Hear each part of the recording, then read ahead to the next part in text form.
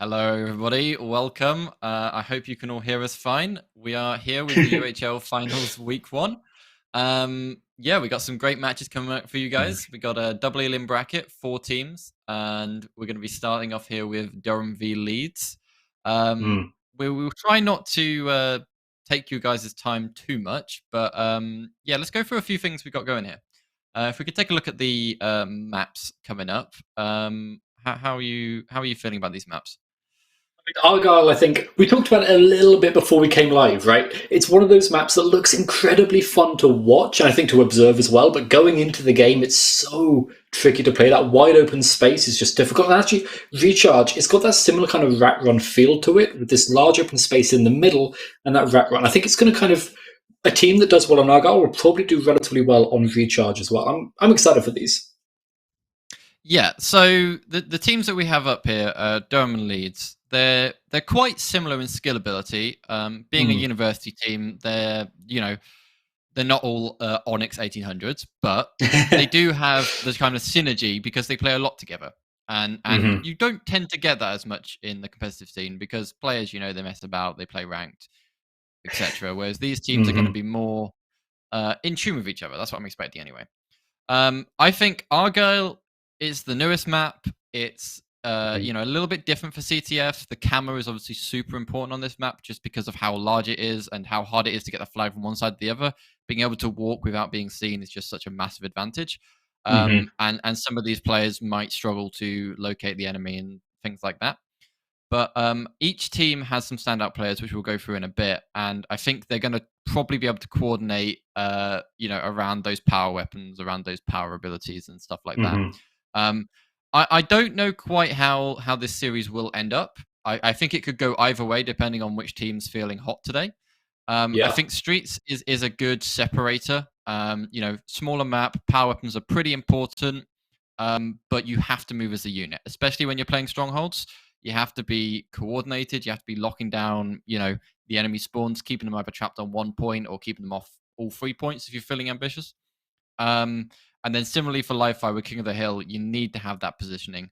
And then I think if we end up going to a map 5, this Slayer Imperium will really kind of separate which is the stronger team. But I don't know. These are the maps we have going. They're all, pretty decent maps, pretty decent game modes. I think Argyle CTF is one of my favorite right now just because it's a little bit fresh.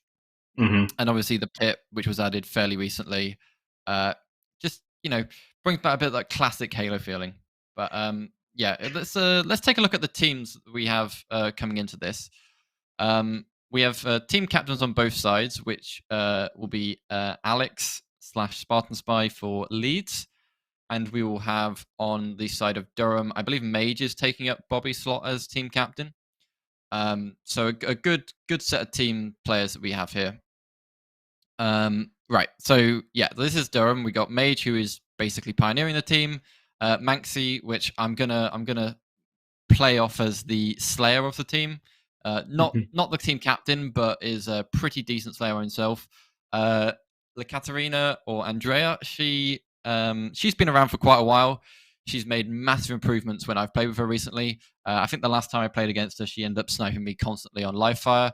So I don't know if that says to her abilities or to my abilities. I'm not quite sure which one. Uh, but either way, decent player, great squad. Now, Jarrison, he's the newer guy on the team, kind of filling in because Bobby isn't here to play. Bobby's off karting around the world. Um, but together, I think this is going to be a pretty strong team. I'm going to say they're my personal favorites. Sorry, Leeds, Ooh. but I think they do slightly outdo it on the skill side. Hmm. But yeah, let's take a look at this Leeds roster. I think the two players to watch on that Durham team is definitely Manxie and Mage. They've been playing a lot recently, just trying to improve. So if we take a look at Leeds, we have Spartan Spy, Do Not Define Me, Salty Ice Pack, and Herobrine. I think we got a similar story here. Spartan Spy and Do Not Define Me are the more common players, both massive Halo fans. I mean, how can you not be? Um, with Eric slash Do Not Define Me here being the highest rank on this team. I believe he was Onyx before season 3 released. I'm not sure what his current rank is, but he definitely got high diamond in his placements. So I'll expect to see some good stuff from him. And Salty Ice Pack and Herobrine, I believe, are decent FPS players, but just not massive Halo players. Whereas Alex is more of a Halo player, knows more how to play these game modes, how to coordinate his team and stuff like that. But yeah, let's hopefully get into this match as quick as we can. I'm not sure if they can hear us, but if they can't, please go ahead, start the match, and we'll have a chat while we do that. So, anything you want to see out of these maps? Any sort of plays you want to see? A sticky grenade, a no scope headshot, a 360 repulse off the map, something like that. I mean, I think especially if we get to pits, right? Like, if we're going all that way, I think we will be seeing players wanting to show off, because building up that confidence when you get to those later levels, that kind of the later stages across the series, you really, really want to start building up your confidence, and you're looking for those flashy plays, like the 360 no-scopes. I want to see people feeling flashy, especially going out into Argyle as our first map. That's the perfect place, get the grapple shot, get the sniper, go up in there, do a 360. Like, it's just the perfect place to do it, right? So that's what I really, really want to see. That's just opening that up on the first map would be a good way to kick off the tournament. Yeah, so Argyle obviously has 2 open sides on either end. That gives a good possibility for people to fall off the map, chuck weapons off the map, whatever. There is a repulse which spawns in the middle at the bottom of the map, so that's going to really help the teams, achieve those off-map plays. We got the grappling hook, which is obviously fundamental to try and grab the camo early game. You don't want to be jumping out into the middle of mid while there's enemy snipers staring down onto you. So hopefully people will be grabbing those grapple hooks and grappling camos themselves, stuff like that. And then we do have the DMR on this map. Recent change, added last Tuesday, new gun. People are a bit rusty with it. I think one of our players, the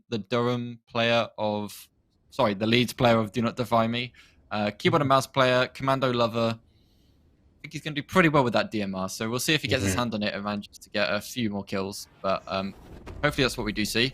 And looks like we might be hopping into the match. Let's go. Yeah, so let's take a look. Yeah, we're already booted in. We're going immediately. You can see these players moving towards. Just keep control of this mid section, because that active camera is coming live very, very soon, and already going in. Invisible. We're just going to see for now a bit of a team up here. Can they get the kill, though? They do. Opening this up pretty well, but it's going slowly here, Reed. As soon as those opening kills happen, they just need to start moving towards each other's base. Yeah, you see, I like the quick response there to the active camouflage. Once that active camouflage comes out, you need to locate that player and take him down, because if he manages to sneak to your base, grabs your flag while you're not looking, that can be a flag cap just secured, right? If you lose track of that camo player, it can be very hard to find him again. But yeah, snipers came out, snipers went down. Looks like a little bit of a brawl here for mid. A nice double kill there for the full truth. And neither side seems particularly strong yet, but they're going to get onto it, and we'll see a first flag pull here for Mage. Yeah, but it's going to be so tricky. You've already got those blue players, the Durham defenders, just looking to defend there. And there we go. As you see, it's immediately Mage going down. Katarina trying to pick it up from them, but they've got some backup on both sides, and the follow-up being slowed just a little bit by that grenade. So we're going to have to see if they can come back in and re-get that flag. But the melee's up close, but somehow from the high ground comes out on top. The blue flag eventually, surely going to be recaptured. The kills happening, returning back to the base, and Reed, surely there's no way Leeds can come back there. No, I hoped for it, but with 2 players down on both sides, it's going to be difficult. Here we see the new bandit rifle being pulled out by La Catarina, and a really cool skin to go with it, the weekly challenge, that nice purple skin. And we'll see teams here moving towards the active camo, knowing how important it is. We have Mage and Eric fighting over it. Eric, did he get stuck? Oh, I think he managed to avoid it, but he went down before he could pop that camo. Who's going to be able to pick it up? I don't know who knows it's there. Maybe only Durham know it's there, but if Leeds do know it's there, they might be able to get to it quickly. Oh, and you can see the patience here. They're wanting to go for this flag, but they know that it's so tricky to get there when you've got those snipers trained on that objective. And for now, we're just still fighting over that middle section here, Reed. They're just wanting to keep this map control as long as possible and build up this time. Oh, a little bit of a backstab coming on here. Can they get the kill? No, you can see obviously a controller player able to finally get the melee. Katarina falls and looking to move towards that base.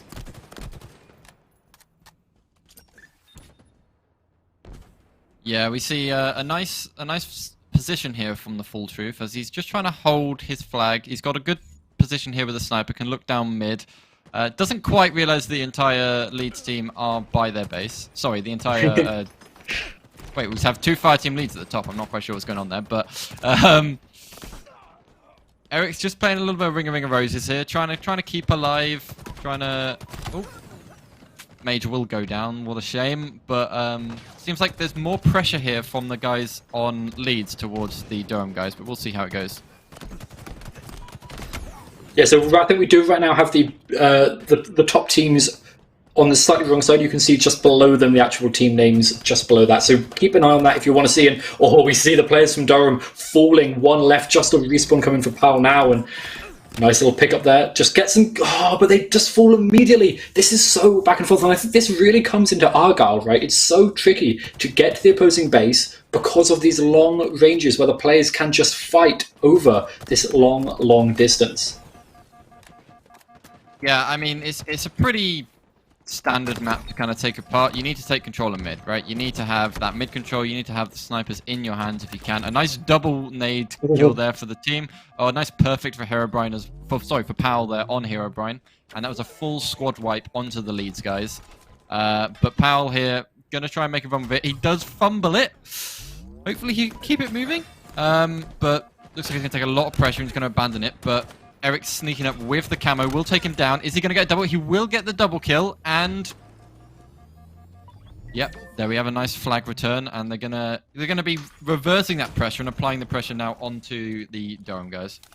Yeah, you can see the active camo, the perfect timing, but the kill does come through. Do not find me. They want to keep on going aggressive. They look for the melee, eventually get the back smack onto them. The Boxer coming up strong and now surrounding the base of the fire team of Leeds. Durham defenders, they need to go on the offensive, and they're getting these kills. So many people falling. It's just one left. I don't know if they even be able to do anything. Powell finds one, but they've got to find the 2 left in their base. They want to keep on going aggressive. The melee comes on through and the kill as well, but it gets traded out. Reed, this is so close between these teams. I mean, if we have a look at the kills that we have on the board right now, Powell and Eric are the 2 top fraggers we've got here. 12 and 14 to each of their names. Quite a good amount of deaths between them as well. Maybe playing a little bit too chaotic, but a good double kill there for Salty Icepack and is going to prevent that flag cap. Yeah, no, that was perfect. A perfect angle on that high ground there, right? You just want to keep control of that. And Spartan Spy taking out Powell, stopping that kill streak from coming on through the top fragger currently for Durham. Now out of the game just for a little bit, and we'll have to see what Spartan Spy can do because they're pushing up towards Katarina. They get rid of them. This is good as long as Powell stays out of the way, as long as Powell doesn't get these kills, which we know that they can get. This could be the flag getting taken, but Powell is there. Powell is here. The melee comes on through, does get traded, and the flag gets picked back up again. Reed, this could potentially be the first point we see on the board. Yeah, and it's been a long time coming. We've had quite a few flag pulls, but no one's been able to secure it. And we're not going to see it again. That's another flag return we've got. But you know what? That's good. It means the teams are pretty evenly balanced. We do see kills slightly in the favor of the Leeds guys, but there's really not much in it. Nice kill there for Powell, using the abilities fully as best he can. But you see them just trying to hold the positions here in the middle of the map. Eric trying to get a couple snipes off, doesn't quite make it connect. I think he's been a little bit paranoid there that someone was chasing him, but someone is chasing him now, and he will end up going down. A nice teamwork there with, we see camo in the hands of Leeds. Maybe we can see a little cap here for them. They need to at least get some distance taken. The flag does get pulled, but... and they're in camo as well, so everyone can see them. It doesn't really matter too much. They throw the flag, but they get taken down, and this sniping is just so good on this map. The flag is out in the middle of the open, but it's surely going to get returned again, and we're just stuck in this stalemate between these 2 teams. Powell is trying with all of their might right now, but the rest of the team, they need to work together, just like we're seeing from Leeds. We need to see that from both sides, and working together to get these kills. 2 already down for Durham defenders, but it keeps on getting traded back. Yeah, I'm not sure if that was Andrea moving too quickly with the camouflage, or maybe she got spotted, so then she started moving quickly. Either way, Once you're spotted, there's no point staying quiet. That flag marker will be appearing on the map. But a nice kill there for Salty Ice Pack. He's going to try and cover Eric as he makes a flag move here. You can see he's a keyboard and mouse player with the way that he's moving with this flag. One of the few advantages we have.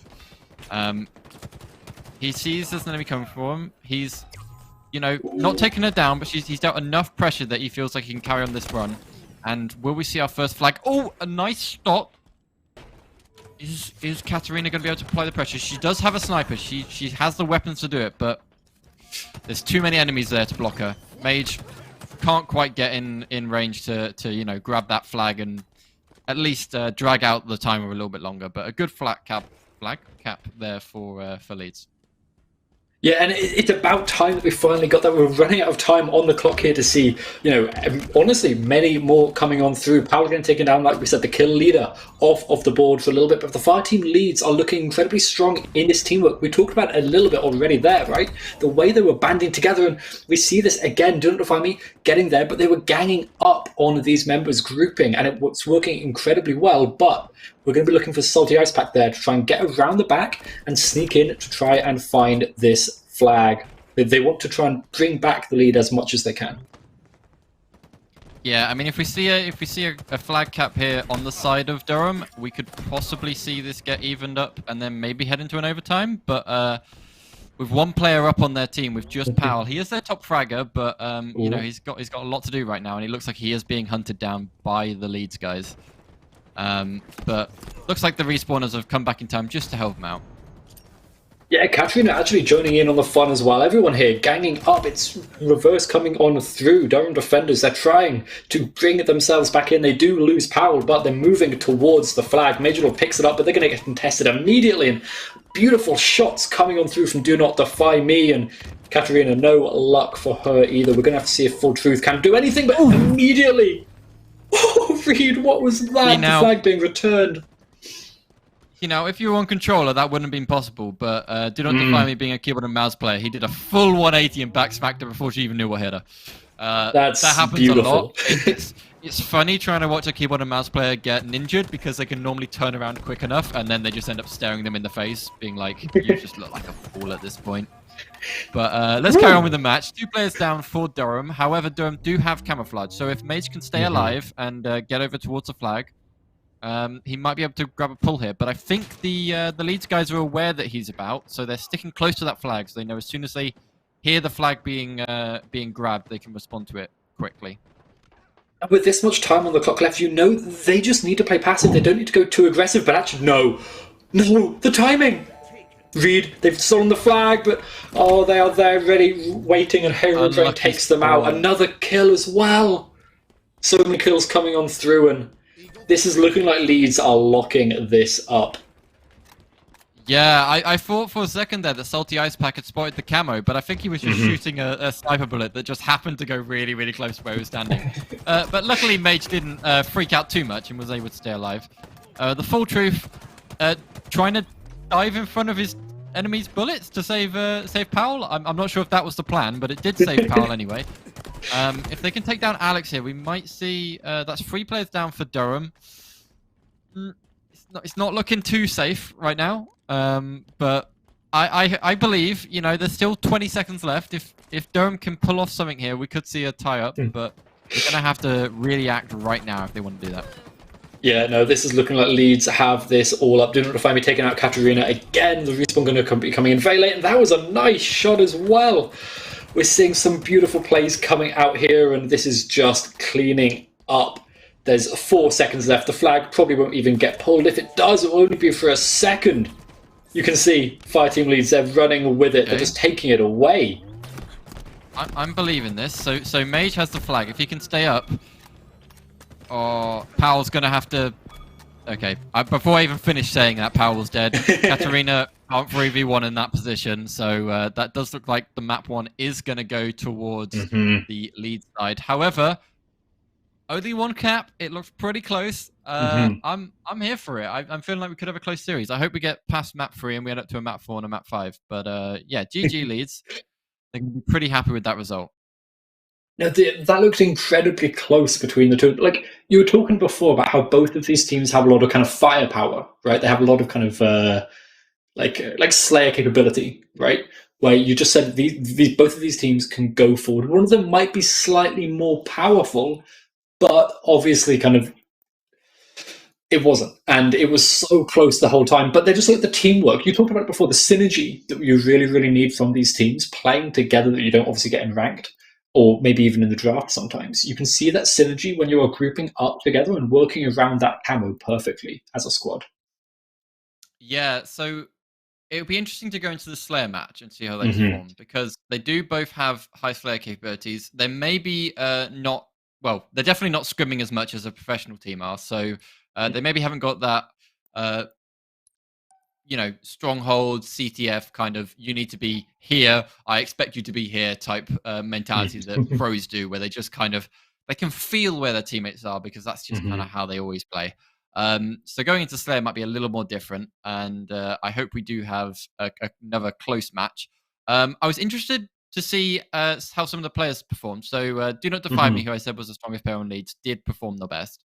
Mm-hmm. Um, but then we had Manxie performing the best on the side of Durham, which I expected, but I did expect Mage to do a little bit better.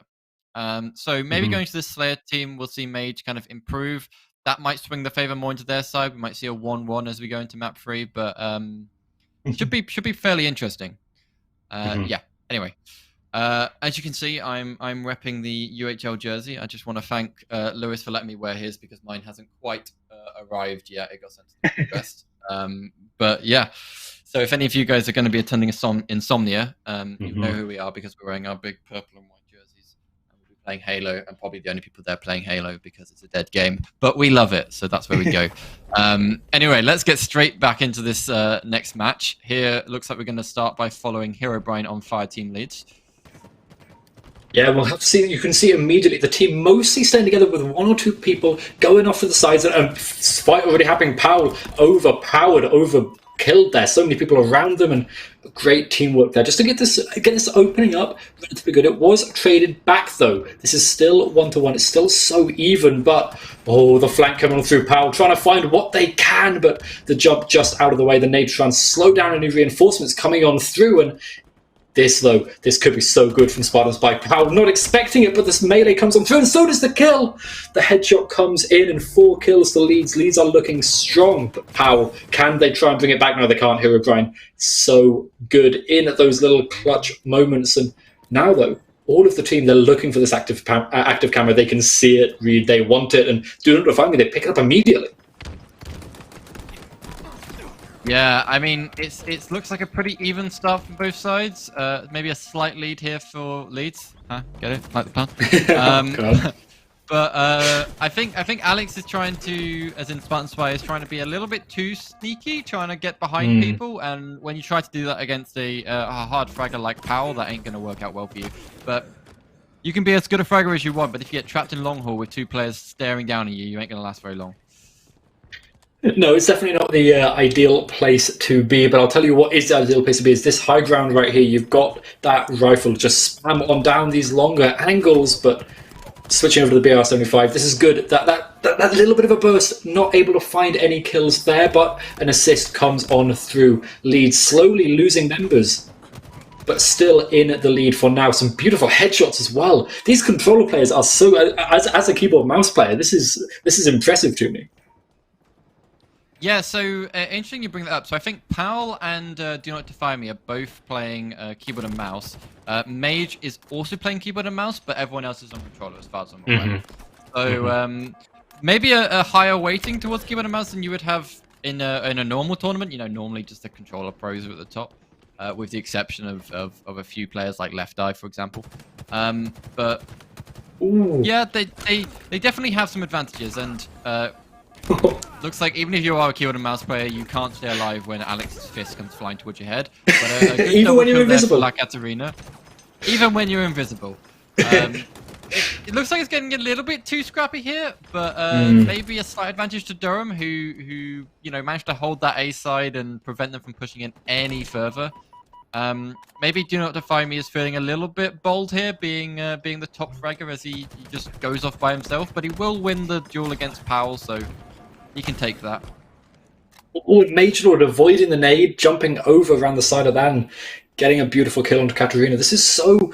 onto Salty Ice Pack, sorry, but you can see they're still running this little rat race around the outside. Like I said before, as long as you're there grouped, as long as you've got people to follow you up so that if there are reinforcements for the side, this can work. But there's 2 people here, 2 versus 2 over here in Hall, but now Salty Ice Packs joins the fray with the nades! What a great nade, a good double kill and a cluster luck just to help out there a little bit. Some beautiful work there.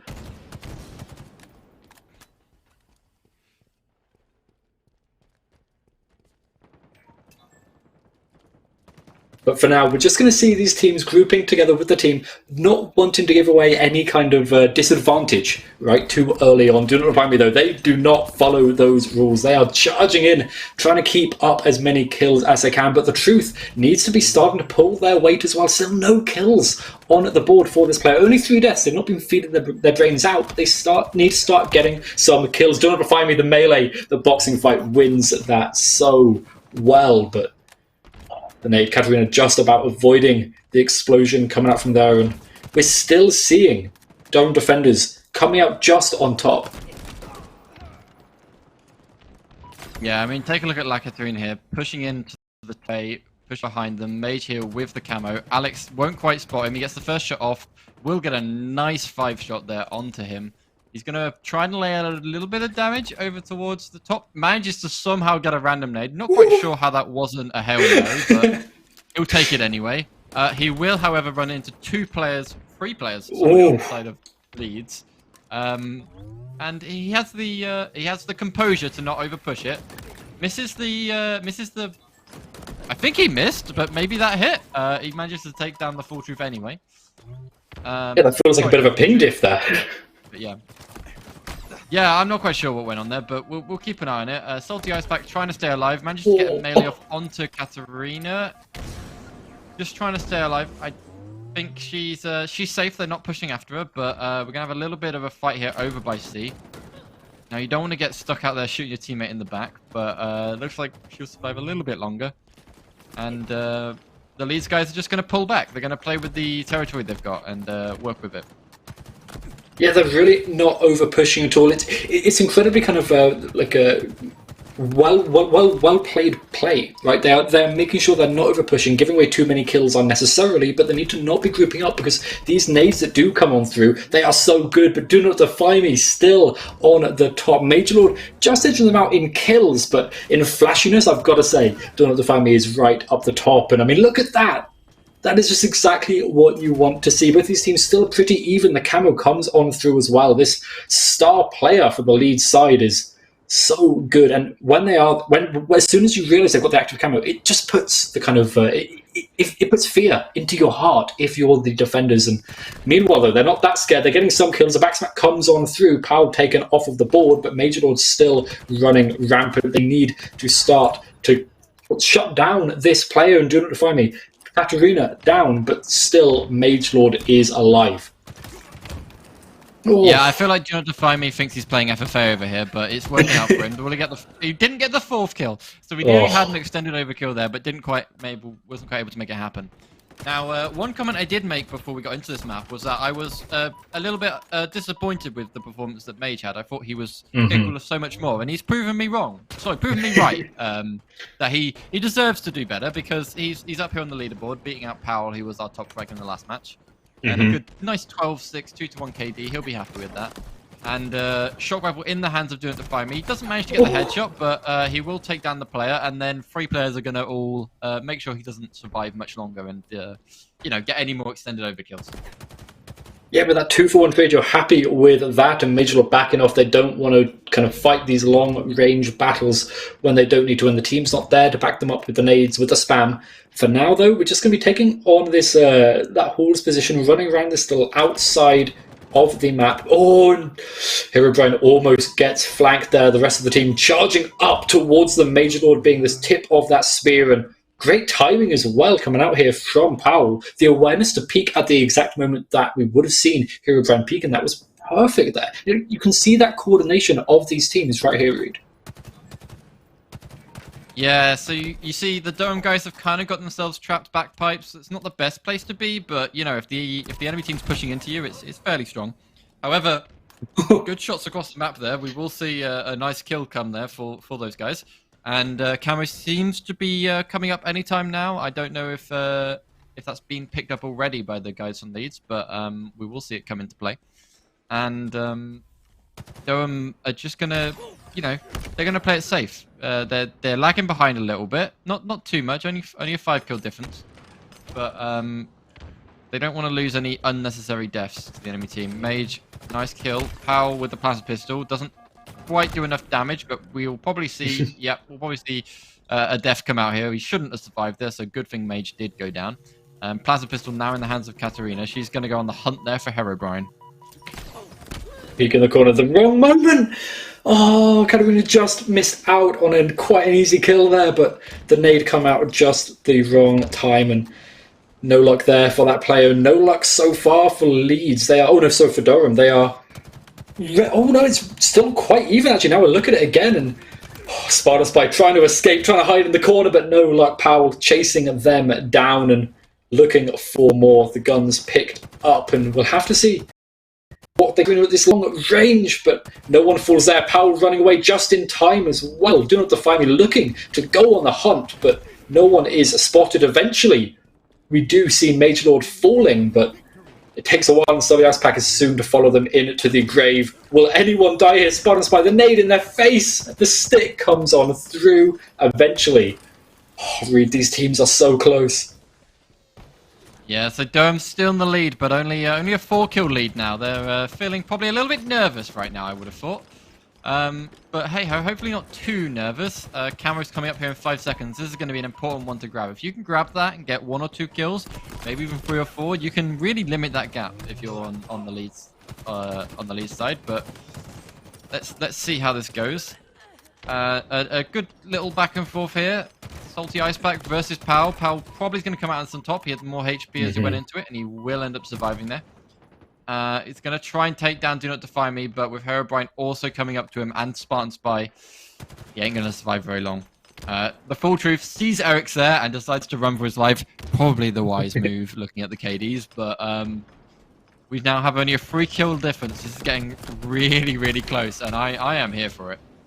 Yeah, Powell trying to just drag their team over the line, but like I said, it's so close. Leeds, or sorry, Durham defenders looking like they're trying. They're so close to bringing this out and evening us up in this series, but they need to start grouping. They need to not give away any unnecessary kills, and Katarina coming out on top there. This is going to help them edge towards victory.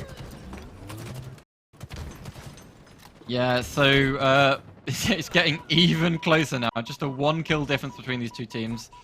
As we see Powell trying to stay alive here in the tower, just not quite able to bounce those nades correctly, but just trying to get some nade damage out into top A, so maybe his teammates up in glass can get a couple damage points across the map. But Do Not Defy Me, Eric, he's got his hands on the... Ooh. He's got his hand on the shock rifle, but apparently he doesn't need it as he gets a perfect there with the barrel rifle. Gonna follow up behind Powell. Will he take him down? A good teamwork there. Nice bit of synergy. Man, this is coming right to the wire. 1 kill left. And they've got the shock rifle, though. If Do Not Defy Me wants to do it, can they clean this up? The backsmack comes on through, and Leeds, they take yet another win, but it looked like that should have been Durham's victory. 50-48. That's how close these teams are, Reed. I know, and I mean, if you're Durham, right, you're going to be disappointed. Oh. You were ahead for so long. You had a 6 kill lead, 7 kill lead. And I think Leeds started to panic a little bit, so they played very tight. You noticed there wasn't as much map movement in that second half, but it all worked out for Leeds, and Leeds are going to be happy with that win. But yeah, there's still one more map before they can claim victory. So maybe we'll see a map 4 and a map 5 if Durham can work on whatever went wrong there and make some changes. Yeah, of course, we are in a best of five, right? And that really kind of allows, I mean, a potential reverse sweep to even come on through. So you've really got to keep an eye out. Let's have a quick look at the maps, actually, just before we head in to map 3 and see exactly where we're going to go and see how we are going to win this out. Because, Reed, this is where we could see victory clinched, but Streets is not one of the. It's so different to both Recharge and Argyle. Yeah, I mean, so we got the players on Durham. They were doing very well in the slaying department, and maybe they slipped up towards the end, being a little bit too aggressive, or however you want to Hmm. analyze that for them not able to actually pull out with the victory. But Streets works similarly, right? Streets is a very kill-heavy map. If you want to be having strongholds, you have to be getting kills. You can't really work around it like you can on some other maps, and I think if they can maintain control of the power weapons, Hmm. get good use of the secondary weapons such as the red gun, get their hands on the new, you know, call it whatever you want. I'm going to call it a DMR. Um, along with the shroud screen, the new equipment is also on this map, so we could see that used to some great ability. Hmm. Actually, quite heavily favors strongholds because having a smoke window allows you to block off maps. Say, for example, C, we got which we can kind of see here in the picture is here in the bottom of the map. Um, Hmm. if you get a nice shroud screen into that doorway, you can stop enemy players shooting you down mid, which is kind of your biggest risk when trying to capture that control point. But I'm interested to see. I think Leeds can probably throw this if they're playing good. If they manage to get their hands on the Rockets, I think knowing the players on that team, they're a little bit more. I don't want to say chaotic. They're a little bit more aggressive as a play style in general. I Mm-hmm. think they'll be the ones that you know go to grab those rockets. If there's a 90% chance they can get away with their life, they're gonna go and get it. They're not going to care about that 10% chance they die and just drop it in the middle of the map. But we'll see. Do you have a prediction? I know you don't know the teams too much, but just based on those first two maps, do you think we'll see a game 4 or maybe not? I think we might be going to a game 4. Like I said, we know that both of these teams are so good at getting kills, at the slaying side of this. And like I said, Stronghold on Streets is one of those kind of positions where it's important that you get those kills coming up. But I think that Dumb Defenders, they really have a chance to come back in here and at least send us to a map 4. I want to see it at the very least because Oddball is my favourite map type, or my favourite game mode, sorry. So I really, really want to go see a game of Oddball. When we go there, though, I think if we do get Oddball, I think we're going to a map 5 regardless. But Yeah, that's I mean, my maybe hot take. Yeah, I mean, Oddball's one of those game modes where it really is just so different. I mean, King of the Hill and Strongholds work kind of the same. Hmm. You play them differently, but they're a lot more alike than Oddball, for example. But let's see how this goes. So we'll see Rockets fall into the hands of Durham, but Durham are down 2 players. Powell will go down. Oh, So I believe that might be Rockets now just dropped front courtyard. Yeah, it looks like it is just going to be hanging out there near the palm tree. I don't know if they know it's there though. Leeds might just leave it, but gives them a little bit of breathing room here to grab B. Maybe they should have jumped on that a little bit bigger, a little bit quicker. Sorry, but Mage is going to try and contest it anyway. Powell now sitting here on the B steps, and looks like we will see Durham take control of that B point and hopefully here stop racking up a few points. yeah, they need to start building up those points, like you're saying, and don't. We come into this team feeling so strong about them. They have players like Powell that we know can just pop off and get these kills, and Mage, like we said before as well. These two players at the top of the leaderboard, both matches so far. I'm pretty sure that we've had, but we are seeing the strongholds getting flipped back into their favor. They're trying to keep this control, but it's so tricky. Over towards B, it's just so wide open, and you can just get people coming in like that. Leeds, they're going to be kind of rushing in like a fire team at this point, capturing that. The strongholds in at their favor. This is where the shroud would be so useful. Yeah, I mean it's only been in for about a week. Players on these rosters, maybe not all of them have played this week. I know most of them have, but maybe they're not quite used to it. They don't quite know how to utilize it. I know Do Not Defy Me and Major Lord I expect to be pretty proficient with it by now, so maybe we'll see them whip it out. But for now, yep, not quite seen it. We have a triple cap here for the side of Leeds. Yeah, the tip cap billing Yeah, that there, like they suddenly shot up over the advantage here. This was a quick advantage swung in their favor. Durham opened this up so strong, but losing out relatively quickly. And when we're seeing B flip over, but A and C still so tricky to get. And actually, Spartan Spy rolls in there and takes it back immediately. So many people falling for the side of the Durham defenders. They can't defend a point. yeah, we really need to see the Dome guys get a bit of composure here and get a plan. They seem to be just spawning and running to the nearest point. That ain't going to work down too well if when you're grabbing that point, all that happens is a player from Leeds turns up and takes you down. But we'll see it fall back into the hands of Leeds. Mage, Katarina spawning up now, and a bit of a hot contention here over A. A double kill for Eric. That's going to be keeping it. Will he make it a triple? A delayed triple with a trade. We'll take it. We'll take it. It counts. But that will mean that that A does still stay in the hands of Leeds. But Durham managing here to grab C. Have they got enough pressure here over on the B side to hopefully start getting some points, or at least nullifying some of the points that Leeds are getting? But looks like Leeds are all over this B site. One player left up for Durham with the full truth, and probably not going to be able to capture this, as he does end up getting taken down by Herobrine. No, you could see the kind of coordination looking like it was coming on through there for the Durham defenders, but there was great positioning there by a lot of Leeds, and we're going to see the same kind of push coming on through. Salty Ice Pack going it down, but there's still more people here defending. The nade coming through, a bit of chip damage comes in, but the shots all going wide. Major Lord goes behind, gets the kill with the gun, but they are going to get flanked themselves if they're not careful, and we're looking for the fight over towards B. It does flip towards Durham, but in the meantime, Leeds took back the other sites, and we're already seeing them on top of B. We're slowly, Powell coming on in themselves, and it's just secured that site for themselves. But the stronghold, look at these points. We haven't seen any points going the way of the Durham defenders since that first 20 seconds. Yeah, I mean, let's just get into this. So, Herobrine here with the rockets on A. Is he able to take down Truth? He does take down Truth, but still, I think one more left in the chamber. So that will be a great pickup for the guys on Durham if they're able to get to it. But 2 points still in the hands of Leeds. Pretty solid. They might be getting another triple cap here. Hopefully not too quickly. But C converting back to Leeds. Convert back to Durham. At this point, you kind of want, not all three players on C trying to secure it. You want to be moving past that C point and just leave one of your guys there, because it was fairly secure at that point. But a good use here by Eric of the Shroud Screen. Gonna hopefully, try and tempt some players to not push through that Shroud Screen, but turns out that's not what's going to happen. They're just going to barrel straight through it.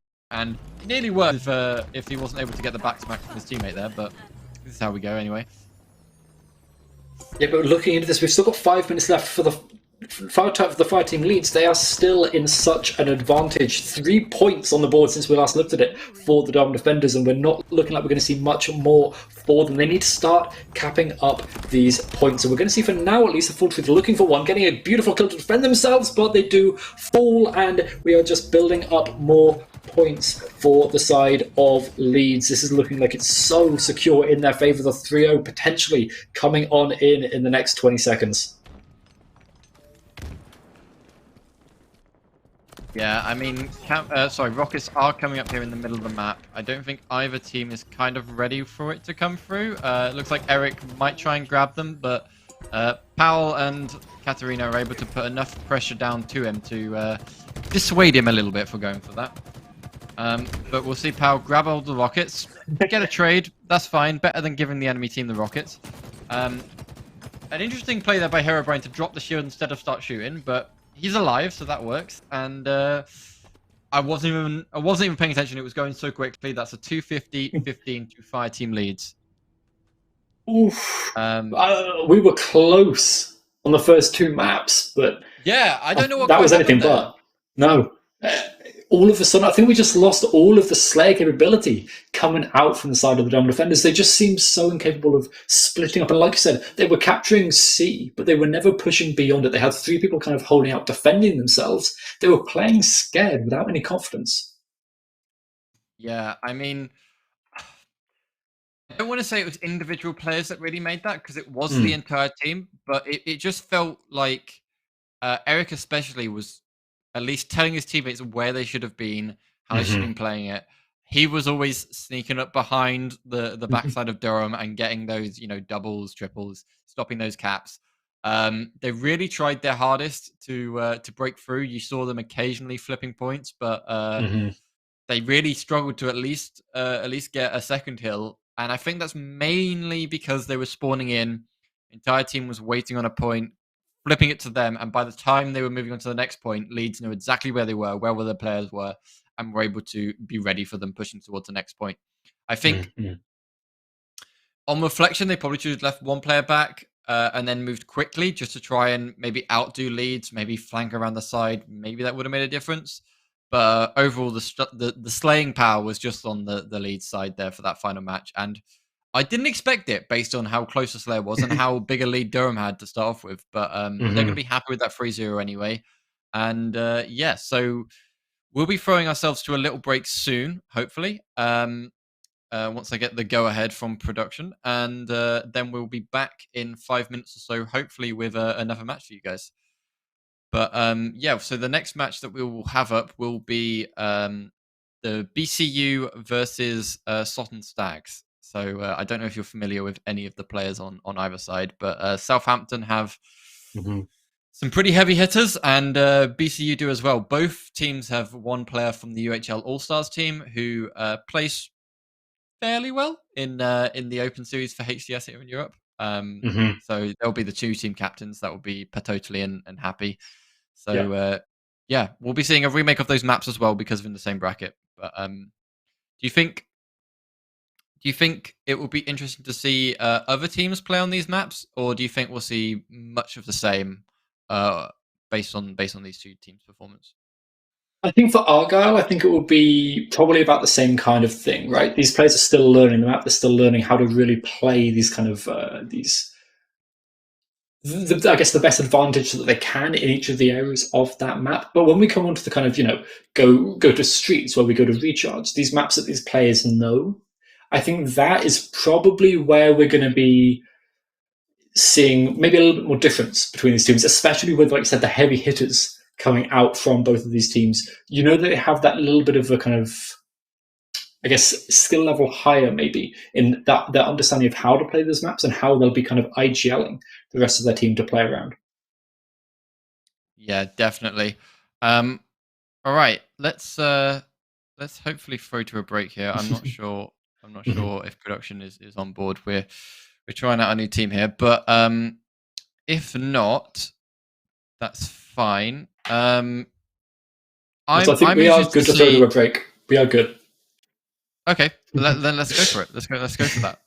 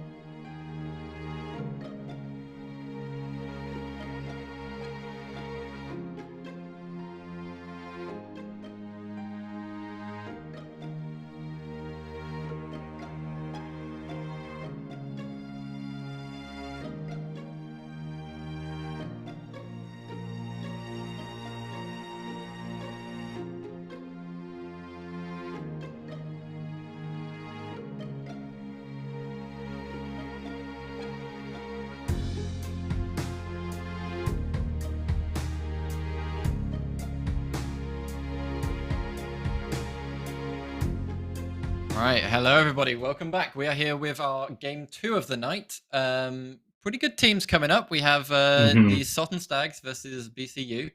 Both teams here very, very strong. We're going to see a repeat of the maps we just saw because they're in the same level on the bracket. But yeah, are you excited, Echo?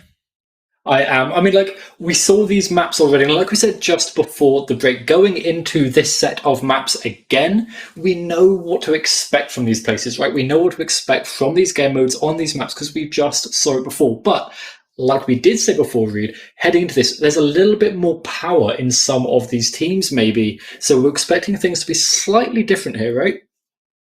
Yeah, I think we'll see. We'll see a definite kind of grudge match between Happy and Patotally, two of the stronger players on either side. I think Argyle is going to favor the BCU guys. I think they've just had more time to play together, more time to work together, and it's a very coordinated map. Sure. But then moving into maybe the Slayer on Recharge, the Strongholds on Streets, we might see that favor towards the other side. I'm less familiar with the Sossen team and their slaying abilities. So I'm going into this a little bit blind myself. I know Happy is amazing, but his teammates also might be great. I'm just not as familiar with them. Well, let's take a quick look at the teams. Have a look at these powerhouse players and how they will line up against each other. So we've first obviously got BCU. You said about this team. I think I've casted Potato Lee before as well. This team is looking incredibly strong. Yeah, I mean, you've got three great, like, aggressive fraggers, and then you've got a more balanced player with Halo 2. So I think Halo 2 is going to be the more balanced player. She's going to be able to keep the team together, maybe keep them being a bit too egotistical, a little bit too aggressive. But Patotally is going to be slaying hard. He's going to be the team captain. He's going to be making sure that people are, doing what he thinks is best. But Naviv and Matthew, together, both great slayers. So if they can be put in the right position by Patotally, I think we could see a pretty close match here. At least I hope we see a pretty close match here anyway.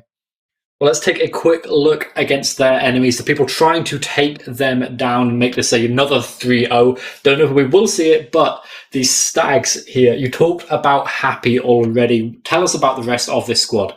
Yeah, so Bondicus, Geico, and Alchem Blitz. Alaskan Blitz. There we go. I'm not too familiar with Alaskan Blitz. I'm not sure if I've seen him play particularly. I've definitely seen Bondicus and Geico play, and I remember them being pretty decent players. But I think they focus less on Halo, similarly to as you saw from some players in the last match. So provided they can get the information from Happy, and Happy can make sure that they are adhering to some of Halo's more weirder gameplay styles, the longer time to kill, making sure they're in the right positions, making sure they're playing around power weapons, making sure they're aware of what they're meant to be doing. So we're playing like a King of the Hill or Strongholds, making sure they're, covering angles, locking down spawn points, stuff like that. I think we could see a pretty strong team here. But honestly, I don't know where to call it. I'm tending to favor towards the Birmingham City guys, but mostly that's just because I know them more, and I think we could see a more coordinated effort by them. But let's see. Yes, I mean, you did kind of lean towards one of these two teams beforehand in our first map, and you were a little bit of a curse, I've got to say there, Reed. So be careful with. I'm not saying it was all your fault, but okay, I won't predict anything. Both teams are going to lose. It's going to be a 0-0 series. There you go. Game's going to crash. No one's going to work. I mean, it's Halo Infinite, right? The game could crash. That's just an acceptable option at this point. Yeah, don't say that too much. But it's interesting that we're starting on an Argyle CTF because it really will give us a good introspective into both teams, because it's a heavy slaying map and a very tactical map kind of all rolled into one. Whereas, if we're playing something like a live fire, that's more traditional, and maybe it would not give us the right information about these teams. But I think if we see how they play on Argyle, we can possibly predict how they'll do later on in the tournament. But hopefully when we hop into the match here, we'll be able to take a look at it. Yeah, it's like we said, right? Like heading into a map like Argyle, where teams are still kind of getting to grips with it fully, especially with it being such an unusual map. Like I said, it's so important to have good mechanics, good awareness, good positioning, but it's also so important to kind of work together as a squad. And we are going to be jumping straight into this game right now. We're going to be seeing how well these teams can be working together, and if we will get another trio, or hopefully we get to that map 5, because I want to go to the pits. Yeah, I hope so too, but I'm not holding out. I do want to see an oddball game. I think oddball is really the differentiator in Halo, and I think we'll see that favor towards the Birmingham City guys, just because they do play together more regularly than the Southern guys. But let's see. Anyway, let's hop into the match here. Yeah, so a nice start here for Happy. Does manage to grab that sniper again. You'll be pretty scared if you're on the BCU side right now, but let's see if they're able to use it.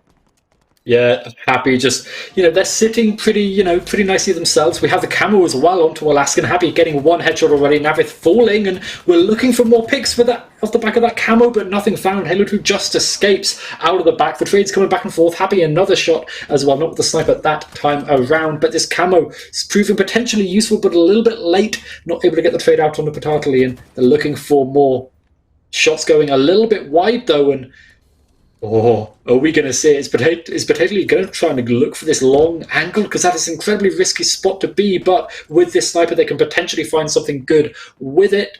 Nothing found yet though. Both of these squads playing a little bit safe, a little bit passive. No, not anymore. Happy gets taken out. The sniper dropped there as well, and Alaskan falling not soon after that. And Reed, this is looking dangerous. They're moving towards to try and at least pick up this flag. Yeah, I'd like to see better use of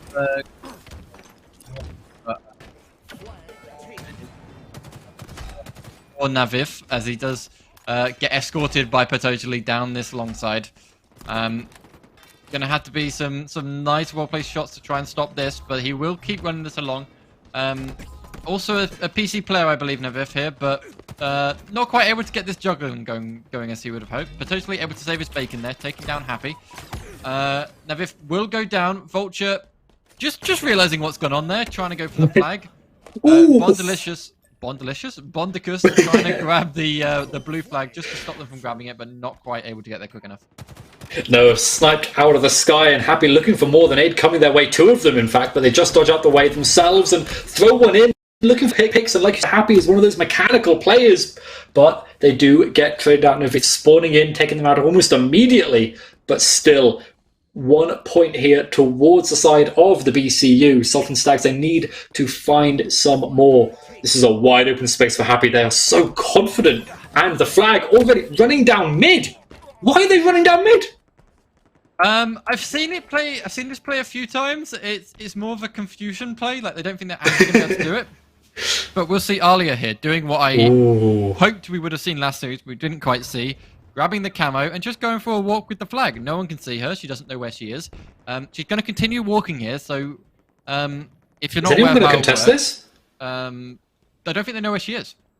So if she's walking, it doesn't show up on the map. It's only if you sprint or if you have line of sight that you will be able to see it. But without camo, she's with camo, sorry, she didn't get spotted leaving the base, and then on the way back she didn't get stopped. So she got away with it. But we do have both flags here now on either side of the map. Happy with a nice double kill there will prevent that flag from being returned. Needs to keep this flag alive, because as soon as that drops, Alia is going to push that flag in, and we'll see 1 point here go to the Sultan Stag guys, and able to pair it up. Sorry, we'll see a second cap here, but I'm not quite sure where this is going to go. A little bit scrappy from both teams, but let's just keep an eye on it. Yeah, both of these flags put in quite precarious positions here, let's say, and Novith being a little bit precarious themselves, been taken down. The flag attempting to be returned, but the picks going their way. The flag contested, moving up towards the capture point, and we are still so close. Both those flags are there. We're going to see if we can get Happy moving in to join in with the fight. One pick going their way. The nade coming on through, looking for another, but no such luck for them. Navith keeping themselves in this game, shutting Happy down and trying to stop the side of the Southern Stags from evening this up. A beautiful spawn by Happy right on the sniper. They're going to be enjoying this gun again. We saw what they could do last time. Reed, are we expecting them to do the same thing here? I don't know, right? We saw a DMR pickup there and a sniper in the hands of... Okay.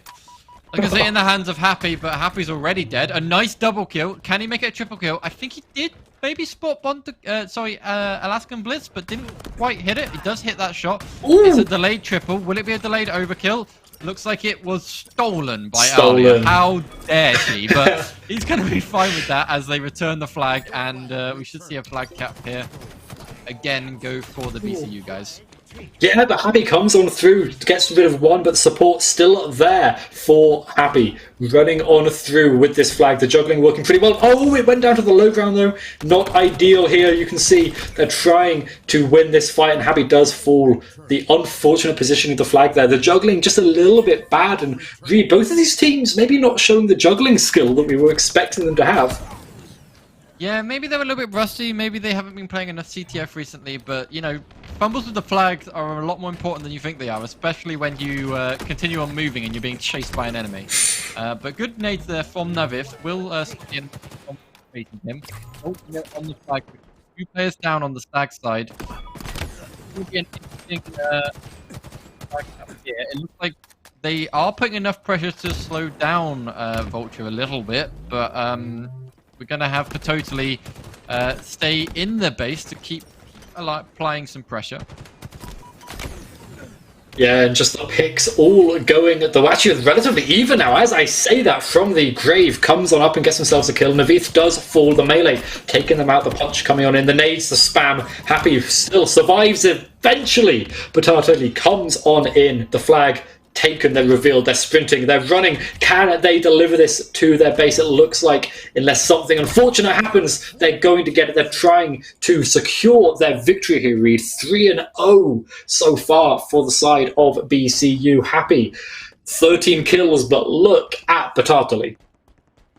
Yeah, Happy's not going to be happy. He nearly got that return, but didn't quite make it happen. But anyway, that's a third cap there for the BCU guys. It's not impossible to come back, but it's definitely an uphill battle here for the Sun Stags. A nice snipe there for Navif, making sure that it doesn't swing their way, as he just, you know, doesn't need to push towards the flag. He can just stay here and be a little bit of a lurking boy and just try and get a few snipes off where he can. A little bit of a brawl here down mid, but Navif does go down, and looks like Pototally is just going to make sure he can keep constant damage going on to the side of Stags. Alia trying to stay up, but will end up going down. Will we see a double kill here for Bondicus? Probably not, as Pototally gets... Oh, he nearly whiffed it, but didn't quite whiff it. He misses the snipe onto Happy, though, and Happy is going to stay alive on the top mid position and just keep harassing Pototally and try and keep him alive. Only 2 bullets left as well on that sniper. We've seen how powerful it is, but not much chance left. 1 missed shot. The rest of the shots go right wide as well, and Happy wins that out, looking to try and pick up the sniper, but they get taken out. Vulture taking 2, looking for more here as well. Navith trying to get as many kills as well. Bondacious going out. This is looking like it's relatively secured here for the side of BCU. Sultan Stags, they need to start grouping up. They've got some good kills on the board. They have Happy, but Gyako and Alaskan, they need to start joining together. Particularly this player, we know how good they are. They've got the active camera. They're going to join into this fight Happy. They do not want to let them go rampant. They don't want to let them go wild. And they spot 3 after the active camo, but they only get 1 kill. Looking for the second Happy. Just dodging around the corner of the nade, not finding anything yet. But there we go. The nades, the shots coming on through. And is this going to be a triple? Oh. Not quite. Look at that from Batatali. Almost. Tried to get it. A nice 3 players down there on the side of Stags will give a lot of breathing room to BCU to, I don't know, maybe get another flag cap? Don't know if they're feeling that, but looks like they're going to at least try it. Hey, secure yourself the victory if you can, right? Yeah. Either way, we're going to see some nice nades here by Alia, just keeping a little bit of pressure on. Maybe he needs to be a bit risky there. Didn't quite get that nade over towards her teammate, but he does end up surviving. and he does grab the sniper. He hits Happy. Will he finish him up? He will get the finish. So Alaskan Blizz is the last player up for Sot Stags. And I don't know. He just tried to ego chow them, and it didn't work out too well for him. And we're going to see BCU here attempt to get a second flag cap, but Bondicus is going to put an end to that. A second flag cap. Sorry, I meant a fourth. Yeah, a fourth. Yeah, double that actually, Reed. But we are seeing this just looking so strong for BCU. Their defense is incredibly good. Their offense works as soon as they get the frags coming on out, but their defense is where they are shining. And Batatli, they're going to try and capture. They're going aggressive still, and they get the assist with that nade. Some beautiful work, and we're going to see if Halo 2 can get anything more as well. They're running up towards this flag, and it looks like they want to go for it. They really do. But there's one person there waiting. But they get taken down. What is going on? The double kill comes out for Happy here. This is so chaotic. Yeah, Vulture, last player up for BCU. He's trying to take down Happy. He will take him down, so he's avenged his teammates. He gets a little bit more ammo there in his back pocket, keeping that sniper healthy and refreshed. But will we see him make good use of it? Yeah, I think that's what it really comes down to here. And Happy, not even with the sniper, they do get one pick. They're looking for more. Batatli gets punched out of existence for a second. BCU looking like they're faltering just a little bit. But as soon as that happens, they just come back. They just start to get pick after pick. Happy trying to drag their team to victory, but the snipes just missing out of ammo. No more bullets left in that sniper, unfortunately, and Batatli trying to secure this victory. 1 minute left, Reed. We've got 3 flag captures to happen in 1 minute, 20 seconds each. Surely that's not happening. Yeah, I mean, I don't know quite what's going to go on here. It's definitely heated up. They've definitely kind of gotten a little bit more warm here on the Stag side. They've gone to BCU and they've gone, no, you're not getting any more flag caps, and they have enforced that pretty strong. But Patotally is trying to break their willpower here with the DMR. A nice double kill there with the DMR, even if they're a little bit delayed. And he will try and get a flag run here, but Stags in with the enemy team. Yeah, they ran straight into the Stags members, all 3 or 4 of them, I think, maybe stacked up there, but it's going to be difficult to get the flag moving too much further forward. Vulture doesn't go down. Happy on a killing streak. They go, they bring it! The triple kill coming on through. This player's so good, but still no flag caps for that team. Yeah, Happy's going to be a little bit upset, I think. Not going to be particularly thrilled with how that first game went, but I felt like they were getting into the swing of it a little bit better as we went on there. So we saw a great slay there between. We saw great work there between Bondicus and Happy. Bondicus, second kill fragger on that team. He was kind of equal to most of the players on BCU, but he tried his hardest to make sure that we could keep the game quite close, but as you said, couldn't manage to get a flag cap. It's really hard to get a flag cap through when there is just 2 players on the team that are able to, make stuff really happen. But I don't know. What do you think going to the second match? Slayer, a little bit different. I think Slayer is looking at it so different. You don't require that kind of teamwork. You can just let Happy run rampant and hope that they can match up against Batatli and just shut them down. Meanwhile, the rest of the team frag it out. And I feel like this could be where the Stags could start to come back. This could start their regeneration here because, like we saw before, it's incredibly close on Slayer if you have relatively equal level skill teams. And I think we do. Although that was quite one-sided in terms of flag caps, I do think it was still pretty even in terms of kind of mechanics, right? Getting those kills, getting those slays was relatively even. So coming into this, I think it really depends how well the teams can kind of manage that. Yeah, I agree. I think it's going to be closer than that CTF game. I think it probably still favors BCU, if I'm going to be honest. I didn't catch exactly what the kill records were there at the end, but I know Happy was nearing 30 kills, Patotally was nearing 30 kills. I called it right there. The 2 strong hitters on both sides, definitely calling all the shots. So if if maybe we could see some of those players pick up a little bit more on the side of Sutton, we could see a little bit closer. But I don't know. I think this is definitely going to be an interesting game. And Streets is one of those maps that can go very back and forth. I'll be interested to see if either team can make good use of that shroud screen. I mean, did you see it get used that much? I think there was one time I saw it got used and it had what could have been an effect, but I think you mentioned it on the cast actually. We saw beforehand, the shroud came down in a pretty good position to try and slow down the repush coming on through to capture. I think it was on B, if I'm right, but they just barreled on through it, I think, as you put it, and it didn't really have that much of an effect. I think putting it into good use, you talked about it on C, kind of like just below Subway Nest, I think is the really most important place to put it, because it really just allows you and your team to capture that point whilst playing incredibly safely. But obviously we are going to recharge first. If we can head over to the maps, we can take a quick look at recharge. We're heading here for the Slayer, and then we're moving on to Stronghold Streets soon after that. And you talked about it. Slayer should be more even. I don't think 3-0, honestly, Reed, shows how close that last map was.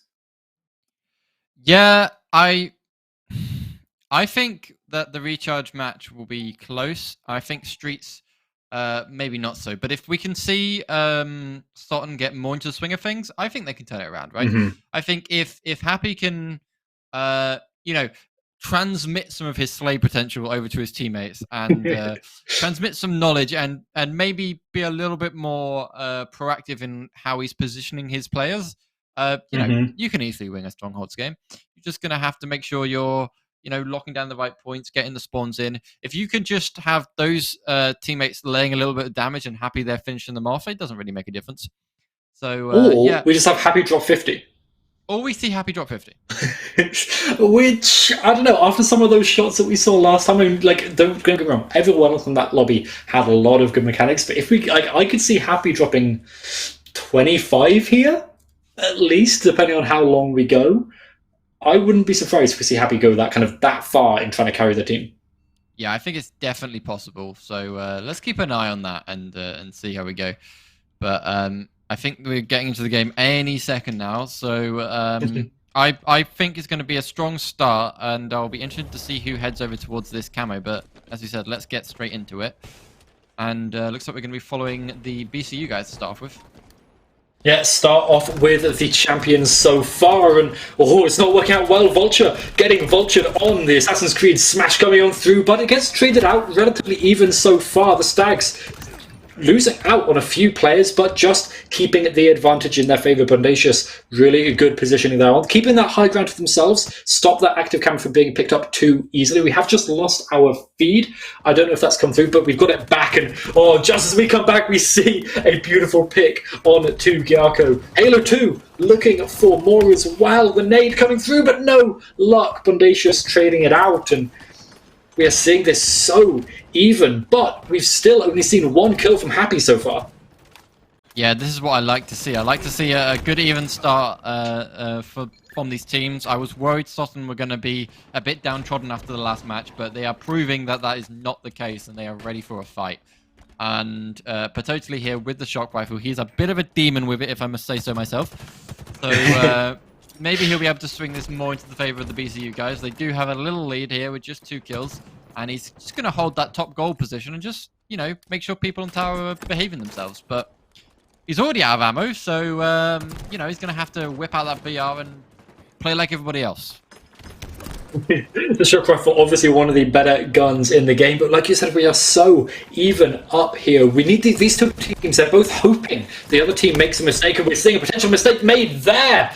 Happy runs on in, gets clobbered to death, but Halo 2 looking for more picks themselves.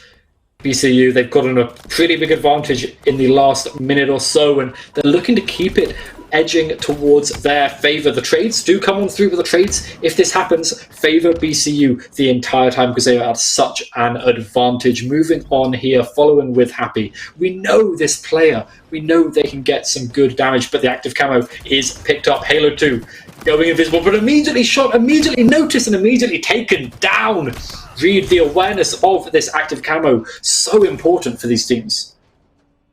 Yeah, I mean, one player left up for the BCU guys, but it is potentially, and he does have that shock rifle again.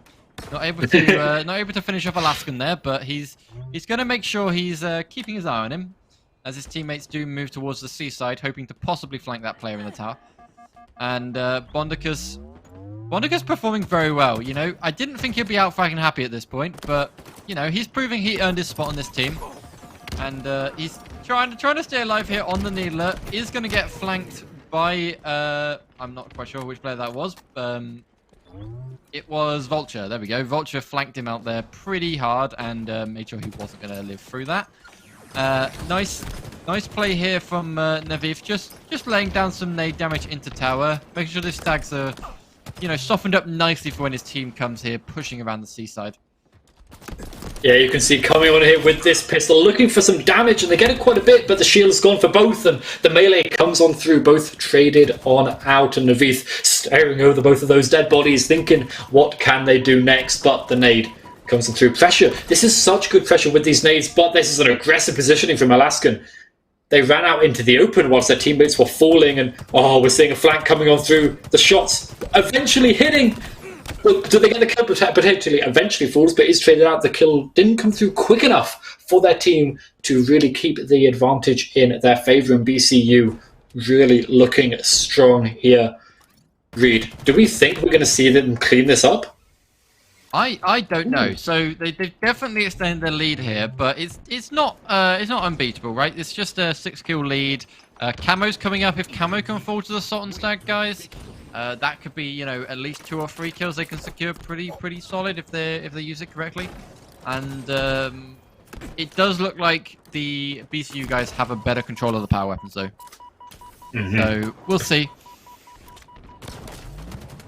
Oh, that was nice. A little grapple shot into a shock rifle, and the headshots eventually coming on through with the rifle instead. But will we see some more going on through? Long range there, and they do get the kill assist, and a beautiful little headshot there as well. Such good aim. 3 more left, but they get it. Somehow as a team they get that damage, and this is the coordination from BCU. As soon as there's a bit of chip damage, the rest of the team just follows on up, and that is exactly what we're seeing Vulture do here. They are cleaning up the damage done by everyone else, but eventually a little bit too aggressive, a little bit too out by themselves, and they're looking for more down in pit. This is a little bit aggressive from Happy, but they get 1. They can't get more than that. That was aggressive and a stick as well. Oh, I love to see it. What a double kill. Alia's going to be happy with that. And a belayed triple kill as well. But, you know, she can take that all the way to the bank. That does double up her kills. And now she feels like she's doing a bit more impact here in this game. But we will see this lead be extended a little bit more. Hopefully the Sultan guys are able to put an end to that. But it looks like the positioning is just a little bit more solid by BCU. Yeah, that positioning really comes in clutch in these situations here, but we're looking, like I said, these power weapons have proven so important in this match, and it just looks like BCU, they're keeping them in their favour, but there's going to be a brawl out in the middle of the map for a minute. Whirlpool, so aggressive, and the headshot comes on through the killing spree even for Batartali. They're just keeping themselves on top. They don't want to be bested by their team. Vulture looking incredibly strong, but they don't want to let that happen. They want to really prove that they are the player to watch, and as we hear there, they're nearing a victory. 10 more kills, and not even that, 8 more kills left to get another victory here for BCU. Yeah, I'm not sure what's quite happened. I'm not sure if BCU were just toying with them to start off with. I highly doubt that, right? I think they were probably just feeling a little bit out of place, and now that they are just feeling very strong, they're just kind of ripping the Sutton team apart. Maybe the Sutton guys have given up. I'm not quite sure, but Bondica seems to be the last player alive quite frequently as we're going through these. Yeah, 3 more kills, Reed. The comeback, it would take way too much, I think, for the Southern Stags to really come back onto anything. You've seen it happen? 3 kills, make that 2? Happy has the flank. Alia not reacting at all to him. Maybe she's chosen to just try and get the kill, but a double kill for Happy. That will, you know, shorten that lead a little bit, but 1 more kill needed for BCU. Who's it gonna be? It's gonna be Not sure who that was. Navis? I was too busy focusing on Patotali. I thought he was going to get that kill, but apparently he didn't. He didn't get into tower quick enough. No, Butati just trying to keep themselves on top in that leaderboard. I don't know if they actually did end up winning it out there, kind of at the top of the leaderboard overall, but that was looking incredibly strong from all of BCU. Everyone stepped up to the mark there. Yeah, I mean, I'm gonna rep my boy. Rep my boy. This isn't on purpose, but actually, if you see, I am wearing a totally. Oh, there we go. Look at that. Look at that on the jersey. It's not a jersey to rep him. It is actually his jersey. Mine hasn't arrived yet, so I'm wearing his instead. But that's how we go. No caster bias here, I swear. Yeah, no caster bias. Happy turned up a little bit there towards the end. Bondicus was really keeping that early game alive. Hopefully going into game 3, we can see that continue. Maybe more of the first half than the second half, and we might see this go a different way. But BCU just seem like they're on fire right now. They seem like they're so in sync. I mean, once they'd worked out their positioning on that Slayer game, I mean, Patotali basically didn't leave top gold. He was on top gold. He was on back plat. He was shooting with those shock rifle bullets and getting kills on everybody. And I think especially we'll move on to Streets, right, which is another map that really focuses on having good positioning because it's such a small map. But when you go on a Stronghold, you need to have slightly more dynamic positioning maybe than you do on Slayer, but you need to have that team positioning, that kind of formation as a squad down to a T. And I never like voting for a 3-0 read, but I don't know if this is going to be easy for the Stags to come back from. Yeah, I don't know. I think it's possible. I do actually think it's possible. I think if they can keep the BCU guys off their toes, not let them get into any good setups, they can keep it very close. I think the problem was they let BCU get that setup last match, and that was just kind of sealed their fate. And then they didn't quite know how to react. I think Happy will know how to react with a Streets map. So if he can transmit that knowledge to his teammates, then I'm expecting to see some good stuff here, but who knows? Yeah, well, we are going to be heading into Streets as soon as possible. And we talked about it just a little bit before. I really think that if the players, especially when you kind of get to Patotali, when you get to Happy, if they can really take advantage of this Shroud, that could really be the edge in this game because we saw it, well, like we said, used once, maybe, beforehand. And as we take a look at this, I mean, it's a beautiful map.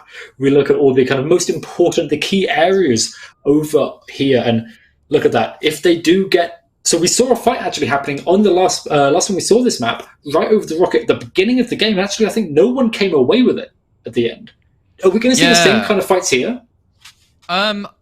It's possible. So I think what happened there were the I think it was the Dome guys who were a little bit too eager to grab the rockets, so they grabbed them, and on their way back they just got completely destroyed down mid and ended up leaving the rockets over by bench sort of palm area. But they did manage to go and reclaim them, so we could see a similar start here. But I hope it's not quite that deadly for both teams anyway. No, well, the Spanker is being picked up as soon as possible there. We see the players running towards it, but the picks going all the way in the face of the Stags until one at least, Gyoko falling down eventually, but we're looking for more. Happy, trying to keep their team on the advantage. They've got the guns, they've got the positioning here as well, but they've got the trip cap as well. Southern Stags with a good advantage early on. A nice little back kill as well there. Looking for more. Happy is on fire so far. Looking for it. The Bulldog. This is going to be so tricky. And up close they get it. Happy is just on a killing streak. Oh, the Shroud on the middle of the point is an interesting position for it. Yeah, they're kind of letting the enemies push up as well as defend their own position. But it worked out for them as they do flip that point to their side. And... a little bit of a team kill there, but we'll pretend that didn't happen. We don't talk about that. He just didn't trust his teammate. He just wanted to secure either kill, but ended up getting a double kill in the process. So we'll go with that. And as we see the Stags guys here try to kind of get back into the setup they had before, where they were racking up points. I think if they needed some good stuff for morale, that starting trip cap is definitely good for it. So hopefully we'll see them, you know, maintain this lead. I mean, they grabbed B, but then potentially took A. But a nice reset there by Alaskan Blitz will keep the double cap for the Sutton Stags, guys, as Alia is the last player up for BCU. Yeah, Just going to pretend like we didn't see that jump. No one saw that. We didn't see anything. Stay it's here. all good. I meant to stay, Jen. I meant to sit here. But a great job. Spanker coming up. We'll see both teams here push towards it and, you know, a bit of contention over for it. Yeah, and we're potentially seeing a trip cap coming through C, contested for a little bit, but the Spanker coming on over to B, the kill coming on through as well. Halo 2 getting that, trying to capture B4, BCU, but they do have players falling all around them. They capture it, they get some points into their favor, but they have to get this kill to keep it with them, and they just miss. Eventually, the kill assist does come on through. I think it was Navith came on just to assist with that kill, but C, we see it all the way over there in A, trying to be captured, but no, we've got to have Patatli running away. They know they're way too pressured. There's too much going on. They have to keep themselves alive. Their life is more important to the Stronghold at that moment. Yeah, we see good use here of the players on the team. We have Happy here just hanging around the A side. The strongest player on this team is able to do a double kill to maintain it, while the rest of his team pushes to C and secured that point. Vulture is able to take him down, so we will see A here flipping towards the BCU guys. We're going to see a bit of fight here across mid. Both teams back down. That's fine. Interesting point though. BCU managed to grab both rockets, both in the hands of Halo 2 Alia, but she only managed to get a single kill with both times she had it. So, you know, those rockets should really be a guaranteed 2 kills. And if you're lucky, maybe more if you're able to catch other people up in the fray. But maybe we'll see that improve. Maybe we'll see her get a hang on the rockets again. But a nice push here for Happy. But too many players on the BCU guys here trying to stop him from getting towards the site. Yeah, we're seeing the Stags for a little bit be stubborn, trying to stop themselves from losing out, keeping their advantage here, but we are going to see the scores evening up just about now, and we need the Stags to start leaning towards one of these points, one of these capture points, to try and get something back. And for now, we're going to see Navith taking some long-range battles, the reload coming through the jump to avoid any more damage, and eventually the kill assist coming on through the rest of the team. Vulture, I think, cleaning that one up for them. Spanker contested heavily, and Halo 2 gets another pick. There we go, Reed. You wanted to see that, and you are seeing that coming on in. Oh, good positioning here by Happy. Just kind of popping it in and out, doing a little bit of damage. Will he take down Lewis? Isn't able to take down him. Does get flanked by Naviv, but a good nade will make sure he does regret that push. And Vulture now playing Ring of Roses with Alaskan Blitz. Someone winning it out. Yeah, PD in the hands of, well, I shouldn't say in the hands of BCU, but now in the hands of C-Stags. Back and forth. C-Stags were racking up some points. They took back the lead, and they're going to try and maintain it for as long as they can. Yeah, they're trying to lean towards A here as well to get the trip cap coming on through, get as many points as possible, keep this building up so that they keep themselves in this winner's bracket. They really wanted, and these picks, though, Happy falling, one of their star players falling is going to be bad, but Bondacious as well. That's both of the top frags from their team falling relatively quickly, and are we going to see Gyako get their first kill here? That's the crucial thing. Alaskan Blitz not able to do anything. Marksman coming on through for Patatli, and we need to see the rest of the team picking up this slack. C. Oh, it's wide open. They have nest control, but they have to back off. Too much pressure coming on through, and the capture point. No shroud there, but did it get captured? Oh, it did. Just. Okay, so we have Alaskan Blitz here, just trying to pin these enemy guys into the PD. Not quite able to do it, but you know, just able to be a little bit of a nuisance, trying to keep them wondering where he is. A nice double kill there for the Stags guys. Happy with that new DMR in his hands, able to prove how deadly he is with them. Gyako. Not a kill on the board, but kills aren't everything, right? He's got 2 assists, and he just got his first kill. There we go. Secured C. Now, I've streamed with a lot of people, but I haven't actually casted with you before, Echo. And there's a nice phrase I like to go with, and it comes from my CS days of when I was terrible at playing the game. Impact frags, right? Gyako had 1 kill, but it was an impact frag. It secured that point. It's worth 10 of Happy's kills where he's just killing Lewis down mid. So don't be downtrodden, Geico. You're now at 2 kills. Both of them were very important. And Happy, nice double you just got there. But, you know, Vulture will make sure you don't get away with a triple.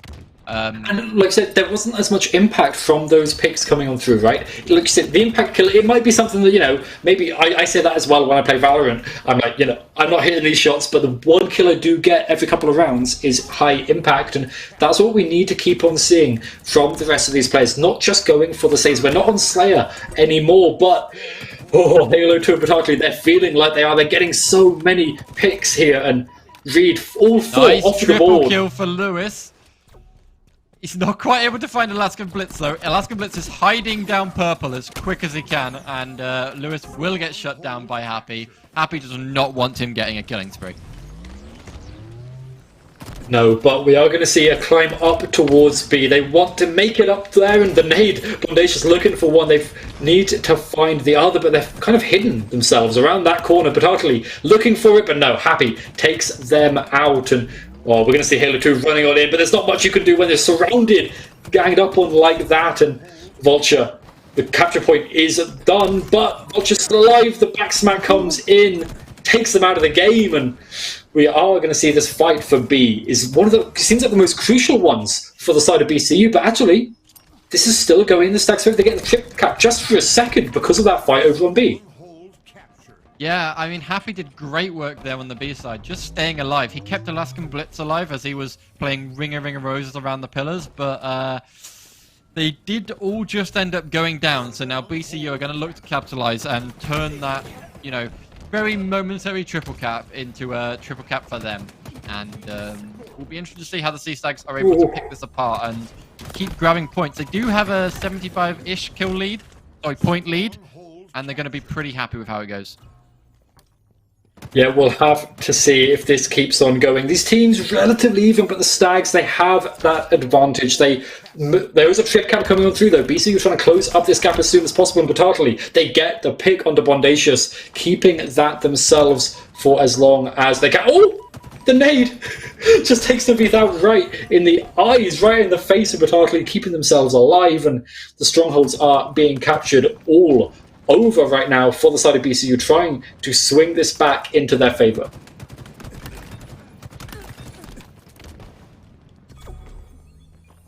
But B slowly trying to be recaptured. All the sides of the Stags, they want to bring this back, and the shotgun coming on through C as well. A fight over both of these. Actually, I think all 3 of these strongholds, a fight over them. But the nades coming through the trip cap for BCU. They're trying to bring this back. Yeah, we're getting a very close match here. I was feeling the Sotten wave, the wave of red that was coming through as they looked like they were going to be taking this map. Now, the up 209, 209, they're going to have to make a difference here. And Alaskan Blitz is the last player up for Sotten Stags. It is not looking good for them. Yeah, it's definitely not looking good. We'll see a reset here on C by Halo 2. Navif isn't quite able to take down Happy. Happy might grab B, but Vulture coming in with the shotgun. Gotta kill Geico. Where did Geico come from? No one quite knows, but Happy will also go down. Good job there by Vulture to maintain that.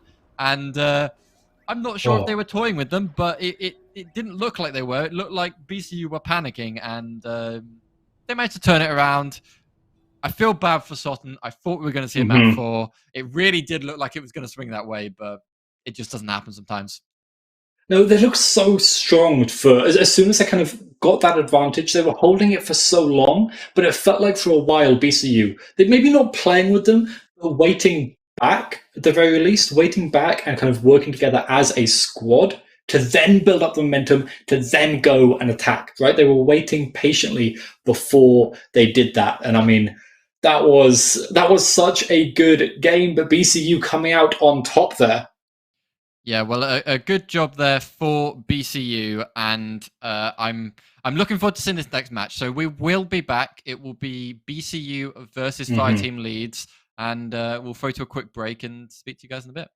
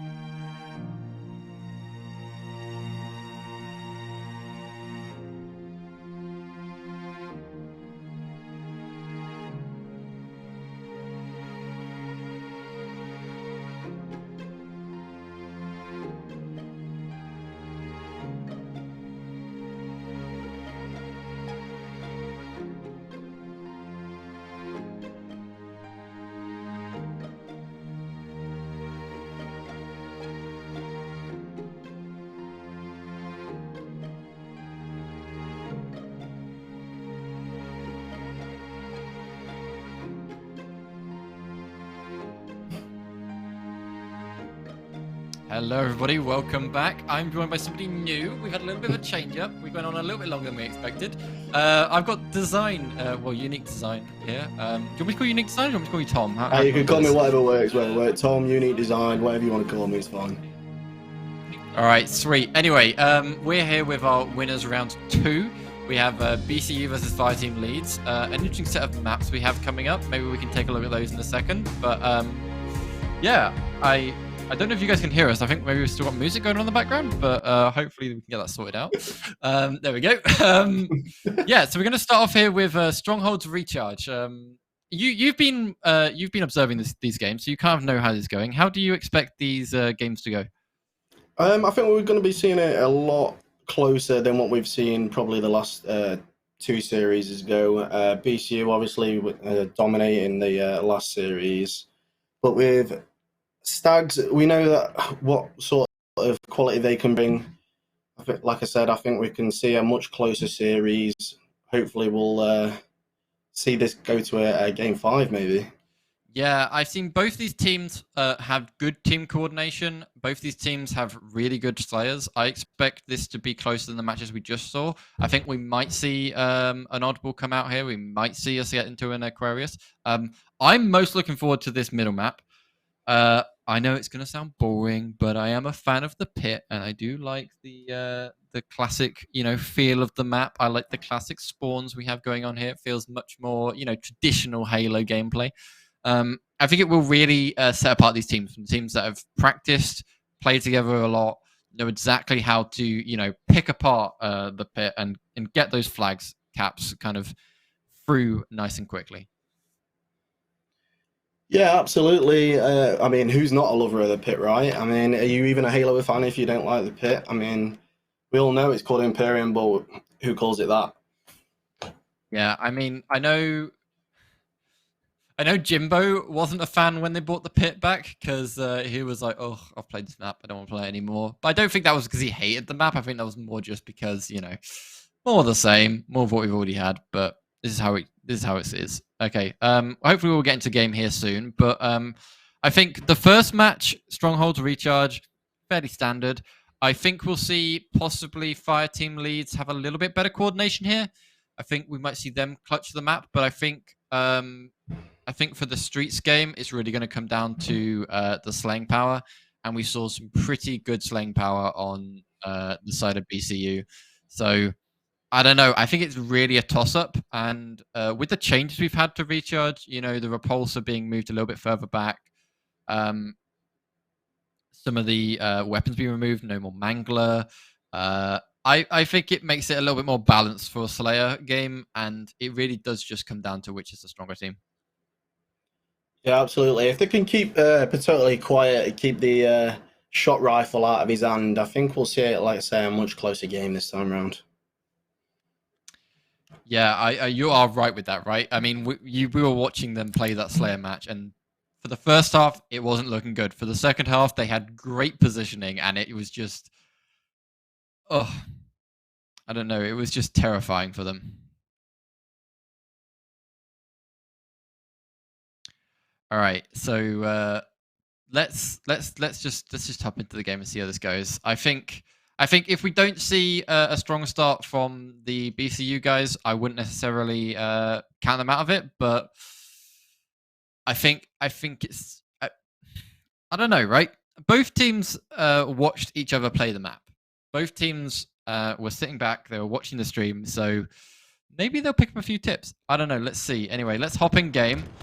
As we start here with Herobrine making a little bit of a move here with his team into the tower, trying to just capitalize on that. And Camo has fallen to Patotally, who is going to find one player, but was a little bit too ambitious, I think, with that kill. He wasn't really looking around enough to kind of work out that, in actual fact, that wasn't the smartest move to be making. Ooh, that is 2 caps here for the BCU guys, and Spartan Spy trying to apply a little bit of pressure onto here C side, but the Viff does get taken out by Salty Ice Pack, and here we go, classic Patotally in the back line, sorry, in the back plat with the shock rifle, able to put a lot of shock damage onto the C point, which will do a little bit of residual damage and just support his teammates as they try to test that point a little bit. But he does end up dropping down and find himself in a precarious position here where he's a bit trapped. Be interested to see if he does survive. Looks like he was able to get out of that fine. And we'll see Do Not Defy here managing to grabs the B site from BCU. And a little bit of back and forth, but neither team really coming out ahead here.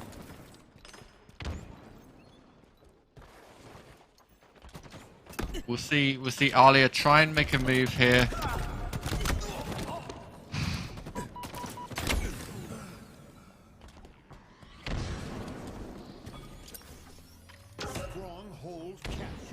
Yeah, totally dealing a lot of damage, but able to grab the A site and trying to support his teammates here as they grab C, but I don't think the players in the C Stags are able to really do much here.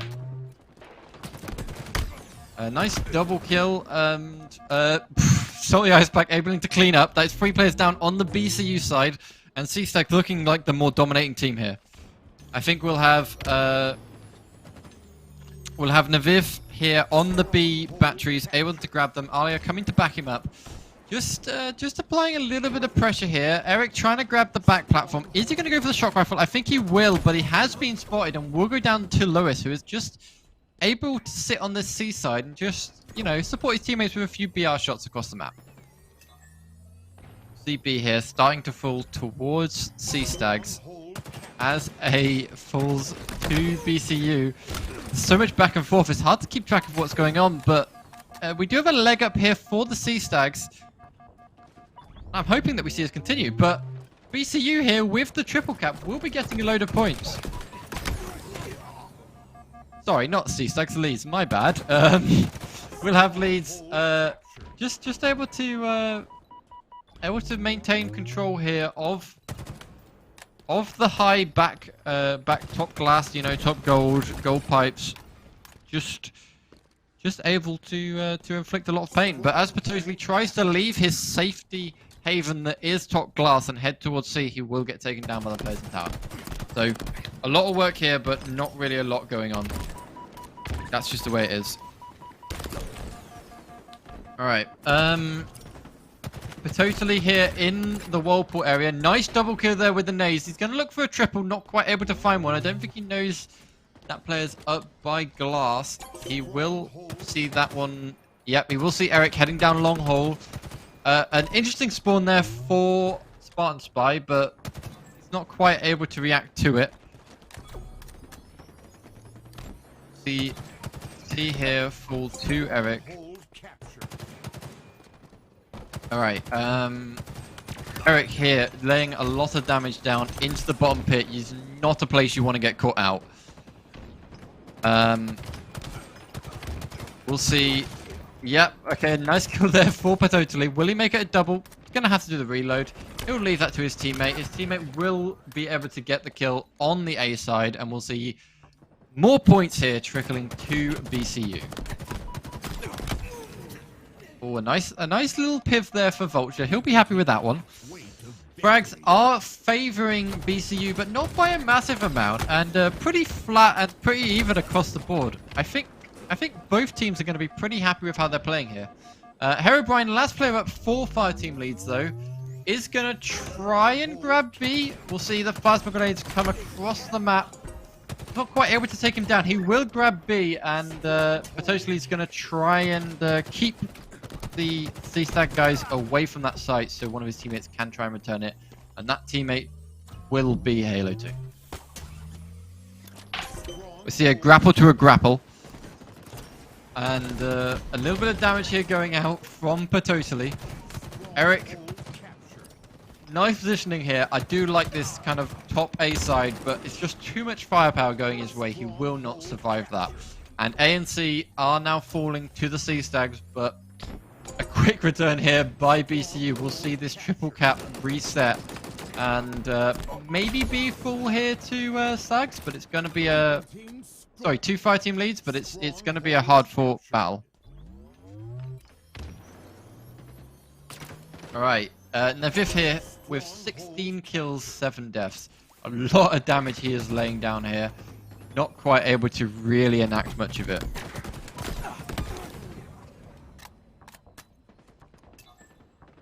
All right, Spartan Spy, last player up for the side of the Stags. For the side of the Fireteam Leeds. Misses the melee and will go down. That's a bit of a waste. Oh. We'll see a nice piv there for Vulture. He's going to be happy with that. We'll see, do not defy me, get a nice back smack? Question mark? But, you know, he'll take that. He'll get a double back smack. Don't see many of those. Is he able to, you know, have a little bit of damage here on Spartan Spy? Doesn't do that. Naviv pushes him behind him and takes him down. That's 3 players left up for the side of Fireteam Leeds. And we'll see Naviv here. Just trying to do a little bit of damage. But Eric is just making sure that he's on his toes. Alright, Eric here in trying to capture B, not able to do enough damage down. So that will be Naviv resetting that B site. We'll see A and C here in the hands of Fireteam Leeds. And lots of nades going out. Halo 2 getting a good nade there, but she was just too close to our teammates. So a nice double kill there for Alex. Alex is going to be happy with that as they do try and recapture recapture A. But Patotally is going to keep the shock rifle bolts going onto the site, and that was not necessary. We did not need to have a teabag there, but that's 250, 67. Oh, that's going to be a pretty happy win there with those guys. How did you find that, Tom? Well, I said it was going to be a close game. I couldn't have been any more wrong. BCU absolutely dominating. Like I say, you can't let Totally run wild with that shot rifle. He just dominates. Hopefully, we'll see a bit more from Leeds in this next game. Yeah, I mean, I was kind of thrown aback a little bit by how close it was to start off with, and then just how it just seemed to kind of drift off, right? There was a lot of contention. We saw the sites switching back and forth all the time. Neither team really had a solid, secured point, right? It kind of seemed like we had, I don't know, a very scrappy game, but it was always there's a lot of chaos falling in the favor of the Leeds guys, and congrats to them. But absolutely, let's get this next game set up. Yeah, so we should now be running into a pretty good combination here. So we're going to have Slayer on Streets. Streets is obviously one of the smaller maps, one of the more what's the word? One of the more tactical Slayer maps. You wanna keep them close together. You want to keep your team all kind of unified, working as a unit, shall we say? Yeah, whether they can pull it off. Slayer's one of those difficult ones where when it goes wrong, it goes really wrong. So, and Streets is not one for prisoners, so to say. So, basically, if it goes wrong, it's going to go really wrong. So, keep with your teammates. Make sure that you're getting your trades and don't let it get away from you. Yeah, I think we'll see BCU be the stronger team here again. I think we'll see a very, very close-knit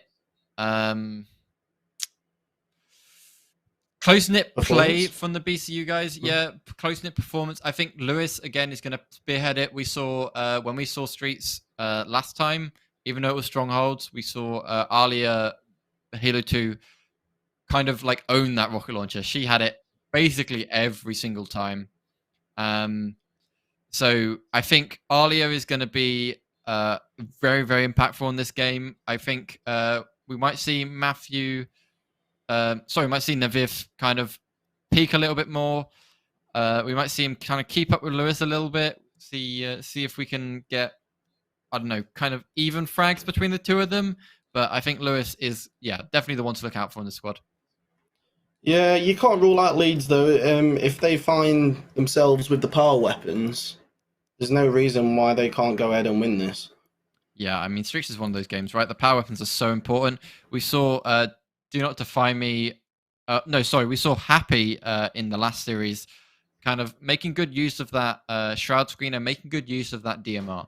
So if we can see Do Not Defy Me or Spartan Spy pick up those DMR shots and able to really lay them down onto the enemies, or we see Alistair similarly grab that DMR and really deal a lot of damage, we might see a closer game than we saw last time. And I hope we do see a closer game, because it would be great to see these guys really take it into the oddball game.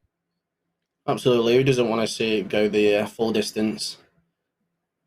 But if we take a look at kind of how these teams are going to start, I'm not sure which team is going to start on what side, but I think we'll see definitely a mad rush for the Rockets.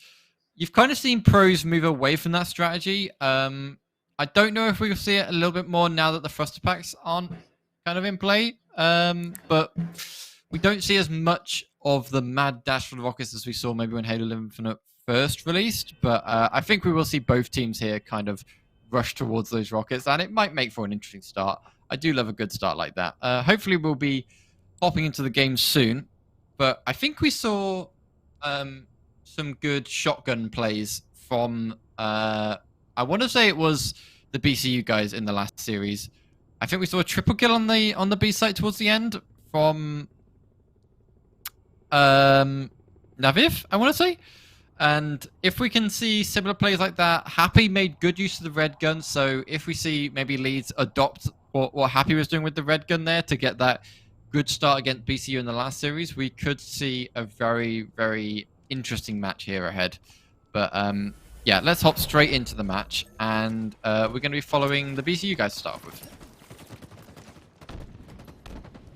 So, not as much of a mad dash as I expected, but we will see the BCU guys play heavy here towards the Rockets. And, yep, I think I predicted it. We'll see Halo 2 with the Rockets in her back pocket. She needs to try and make sure she gets 2 good kills with this. Oh, well, there's one rocket, there's the second rocket, and it went a little bit worse, but, you know, when you have the rocket launchers, it's a very panicking situation, right? You know you've got to perform well from it, and if you don't perform well with it, and you do end up giving it to the enemy team, it's going to get used against you, so it's better just to waste those rockets to make good use of it. Nice back smack, double kill there for Patotally, but maybe not the triple kill he was expecting, but double kill, be happy with that. You got a trade, you can run with it. Good positioning there for Vulture, who is just able to lay down quite a lot of damage. Oh, a lot of nades coming across, but not able to take down the player with the red gun. Eric is the last player up for the Leeds team, so hopefully we can see them consistently performing to make sure that they are able to swing this back towards them. A 5-kill lead for BCU is a little bit rough. But what we see here is the Leeds team moving as a unit. Naveef with the shotgun, just like I said he might do. A good use of the good use of the shroud screen there to get away. Is he able to get the full mile? He gets a boom block. Eric staying alive, able to run B-stairs, still alive somehow, but does end up going down to Patotally. And it's 7 kills for Patotally and only maximum 2 kills for Fireteam Leeds. This lead is getting extended quite quickly. Alright, we see Patotally here with the Sentinel beam. Trying to get a lot of damage down. Nice use of the rockets. Didn't quite get 2 kills, but, you know, did enough damage on the second guy that he had basically secured it up for them. And now we see Naveef here just sliding around quite a lot. Plasma grenades in his back pocket. Wonder if he's going to be able to get a stick with them. Alia's going to try and get her own stick. Didn't quite get a stick, but we did see a frag grenade chucked into his face. And as he went flying down mid, he's going to be regretting making that jump. Not quite sure what the shroud screen was meant to be doing there, but it definitely was there and in the way. I'm sure I'm sure they'll really appreciate the placement of it. And interesting shot there. Not quite sure what that was aimed for, but totally up and alive. Eric here doing a lot of damage. Seeing this gap got closed a little bit, but a still 10 kill lead for BCU. And Alex is looking to try and save face by staying alive here in the tires area. Nice good use of the sentinel beam. Nice double kill for Lewis with a perfect. Shroudski's gonna keep him alive as his teammates rush to his aid. I'm liking the positioning of Vulture. He's just sat on that C plat, just getting shots off with the red gun, but not really able to be in a position to help his teammates that much. With the 5 team leads here still stuck inside PD, potentially trying to take the piv here to the guy top A, allows his teammate to go in and grab the rockets. And they will keep those rockets onto them side, and that's just going to help them extend this lead even more. 31 kills now, nearly a 20 kill lead. Herobrine, last player up, 4 leads, does go down to the rockets. That's a double kill for Navith, as he is following closely behind Lewis on 11 kills.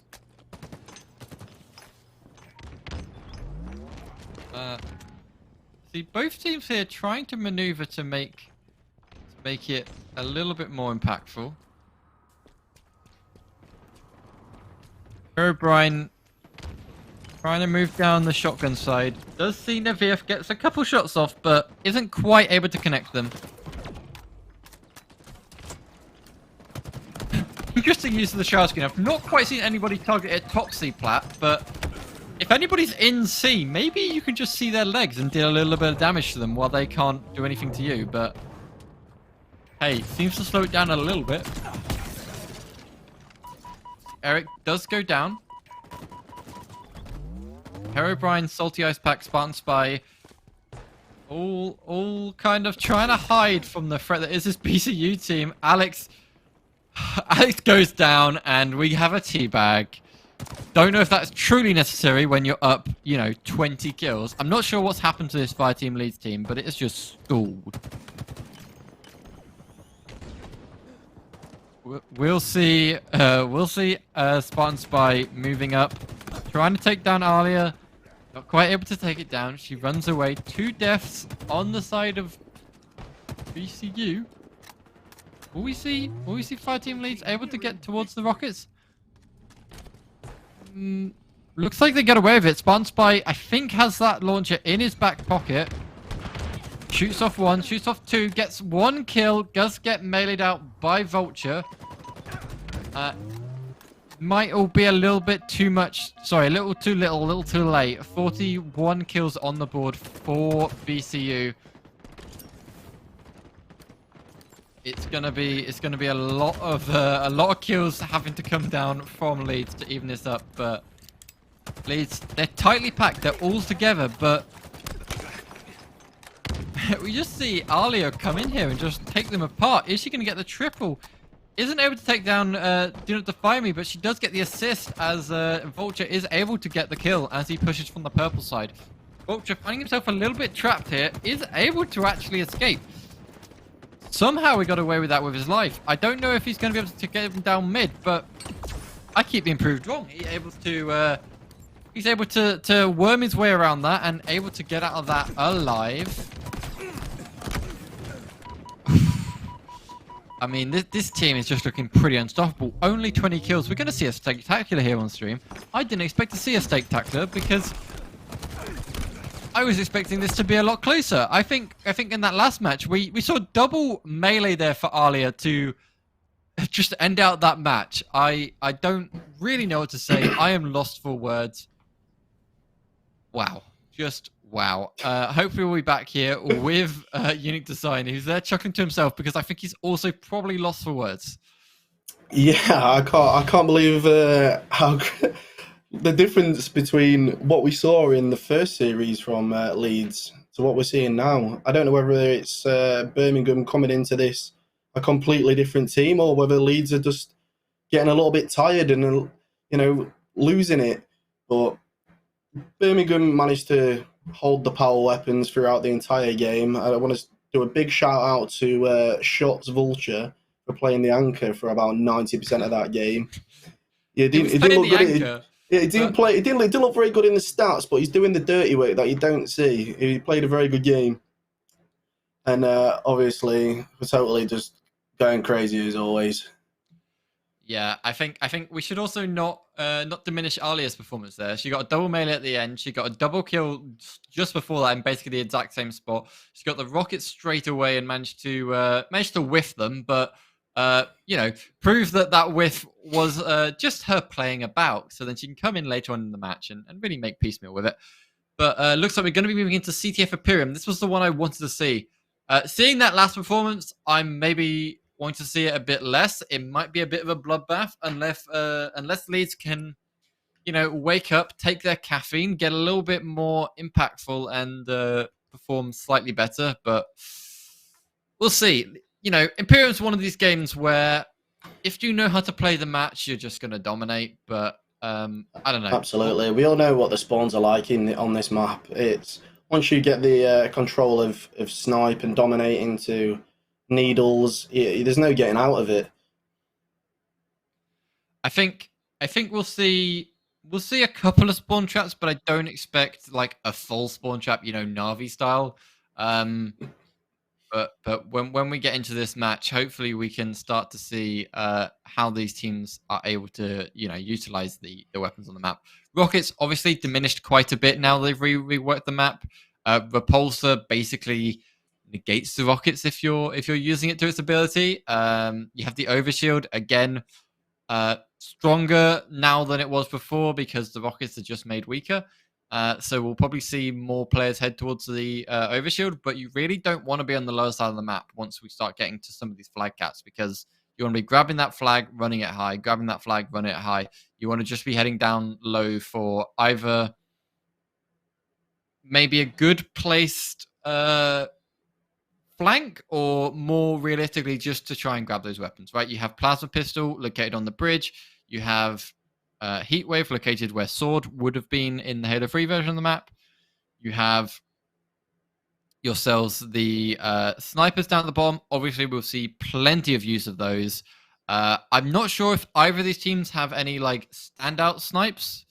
I know Vulture likes to get his hand on the sniper quite a lot. I know we also have Eric likes to get his hand on the sniper quite a bit. When I've played with him, he's definitely been pretty performance with it. A bit of that keyboard and mouse DNA running through him, I believe. But either way, I hope we see a 360 no scope off the map or something akin to that, right? You got to keep it fresh and exciting. All right. So as we load up into this, we'll see probably 2 players head towards the mid, 1 player maybe head high. I reckon we'll see someone like Eric maybe flank up high. We might see Alex. I know Alex likes to flank people. That's kind of his go-to move, but I feel like he's a rocket guy. He's going to go straight for these rockets. He's going to hug them, not let them go, try and get as many kills as he can before he gets taken down. But let's have a look. All right, so we're going to start off here by following Alia. Can't be missing jumps like that, Alia. Don't worry, we caught it all on stream. Lewis managing to get a hold of those rockets. Moving around here to the lower training. Nice, good damage. I think he's going to head over towards the overshield. Interestingly, neither team really heading heavily towards it. There we go. Nice. Oh, nice shots there from Lewis, but not able to do enough damage onto Eric to really upset him too much. Good snipe onto Lewis from Eric. Gets a melee. Does melt that overshield. Lewis gonna go and play whack-a-mole with himself, but does get sniped down. Nice snipe there for Herobrine. All right, Vulture here trying to contest the upper side. This is the side you want to be in control of. I did not expect Herobrine to be the one to be using the sniper on this team, but he was making good use of it until that nice stick by Vulture. as Vulture tries to get the flag out of the enemy spawn base. Isn't quite able to get it out. Lewis teabagging thin air to us, but I'm sure that was the enemy body to him. And I think he's just toying a little bit. Navif able to get off the plasma shot. That plasma pistol is so deadly in the right hands. And they're just able to keep up the pressure here onto Leeds. And another flag grab for the BCU guys. They're being very cautious. They want to make sure there's no Leeds people following them. And I think if they'd been a little bit more aggressive, they might have been able to get the flag out sooner. Nice shots there from Patotali. Sidekick in his back pocket.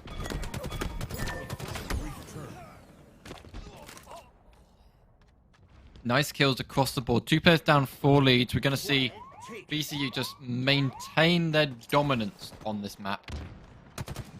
They are all up on the side of Leeds, able to keep them trapped, spawning lower side as they look like they might have gotten themselves trapped into Needler. This is not a good idea, but if they can get slays, they might be able to break out.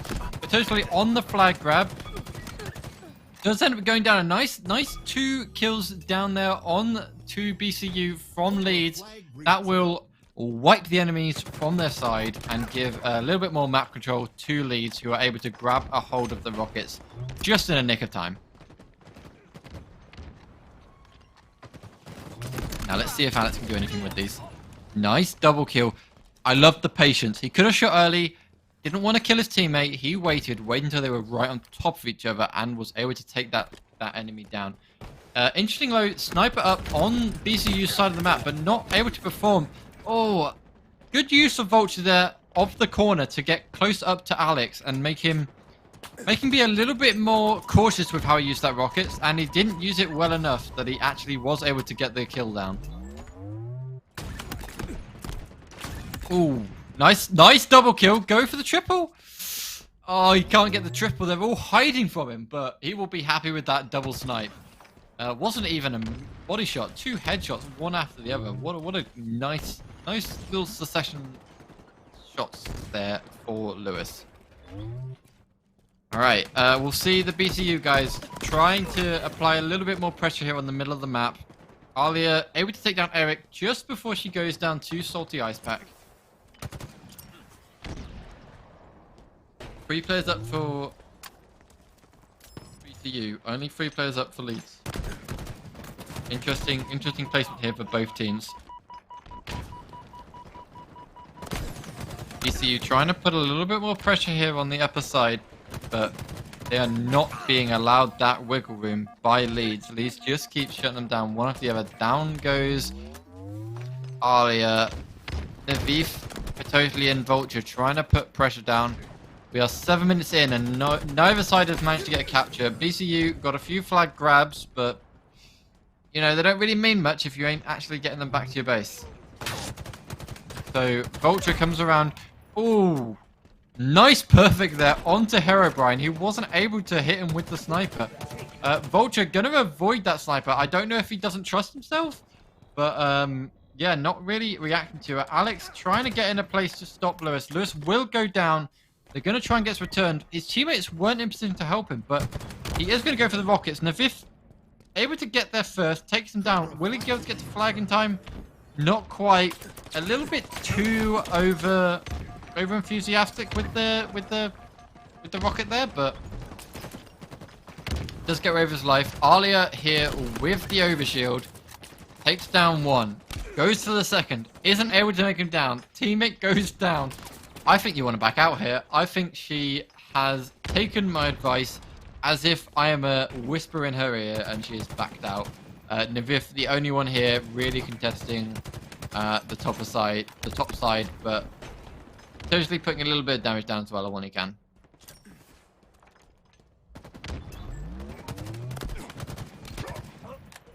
We've got a 2 up and 2 down strat here by BCU. Vulture taking a lot of damage from base. I think he was going to try and make his way to the enemy sniper and try and steal it from underneath them, but not quite able to do it. Pretty even kills across the board. BCU do have a slight kill advantage, but not massively. And totally nice snipe from him. Good double kill. Is he able to get a triple? Oh, he misses Eric. Nice shot there from Salty Ice Pack. Takes him down. Eric can finish off with the headshot, but Alia will avenge her teammate and you know, end that engagement, but you know, without the health to really push forward. See a good position here by Alia with the sniper. Hits Salty Ice Pack. Salty Ice Pack just hiding here, keeping away with his life. Is able to take down Alia. Nice shot from him. For Leeds' to Leeds' credit, they are really, really good at stopping these caps. But they are really struggling to get map control themselves. So they need to push out. They need to claim map control. I think Lewis has gone into the ear of his teammates and he's gone, look guys, this is not working right now. Going up a side, we just keep trading. Let's try push the lower side. They put a little bit more pressure down there. Rocket's about to come up. Nice shots there by Lewis onto Eric. He is able to assist the killers, and Aviv is able to come and close it out. We'll see Patotally grab the overshield. Now, he really needs to make an impact with this. Alex, with the rockets, he really needs to find Lewis. Strip him of that overshield and do a lot of damage. Hits Vulture. Go on, hit him with the BR. Nice. No need to use that second rocket. Shoots it. Takes down Alia. Double kill. Will he see any more players on the BCU side? Not quite. Lewis coming in behind him, but he knows better than to spar with Lewis, as Eric just found out. I thought Lewis was going to get a double, but didn't quite able to get it. That's 2 players down on the BCU side. Nice repulse there by Alex. Will keep him alive a little bit longer, and as he goes and hides here below training, looks like he will actually survive and regain his shields. Ooh, Alia trying to slip there in the middle position, do a little bit more damage, but gets found out by Salty Ice Pack. Lewis, he knows where Alex is. Alex tries to get the repulsor, but it's not enough. Heatwave in the back pocket. Alia goes down. Lewis, last player down for BCU. That is BCU squad wipe. This is it. This is where Leeds need to try and grab this flagpole. They know that the BCU guys are going to be spawning on the lower side behind the sniper spawn. They are able to get into position and prevent the flag cap. But my question is where the hell was the rest of Leeds? They needed to support that flag cap. They didn't support it. That will be returned by BCU. Anyway, as we see, Do Not Defy Me putting a lot of pressure down with the BR. He'll go down to the 2 players who run through top of the map, and just position themselves perfectly to you know, dispense of him quickly. Vulture, sniper in the back pocket, BR out. He knows that this OS is coming up. I don't think he knows there's a player waiting down there for it. It'll be interesting to see if he's able to use it to bait this enemy out and get a kill, or whether he'll completely neglect it until it's too late and Herobrine will be able to pop the OS. Alia, rocket in a pocket. Good use of a nade. Rocket comes out, helps with the kill. Oh, excuse me. Naviv able to get hold of the enemy, but I don't know, get team killed by Alia, I guess.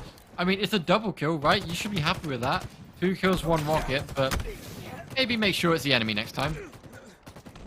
Alright, so Alia here working hard to prevent the Leeds guys from getting another touch on that flag. So we have 1 flag touch from Leeds. Quite a few flag touches for BCU, but they were right at the beginning of the game, and this just looks like a completely different team on the Leeds side. AR kind of spreading down long. Not sure how I feel about that, but it seems to scare them enough for them to back down anyway.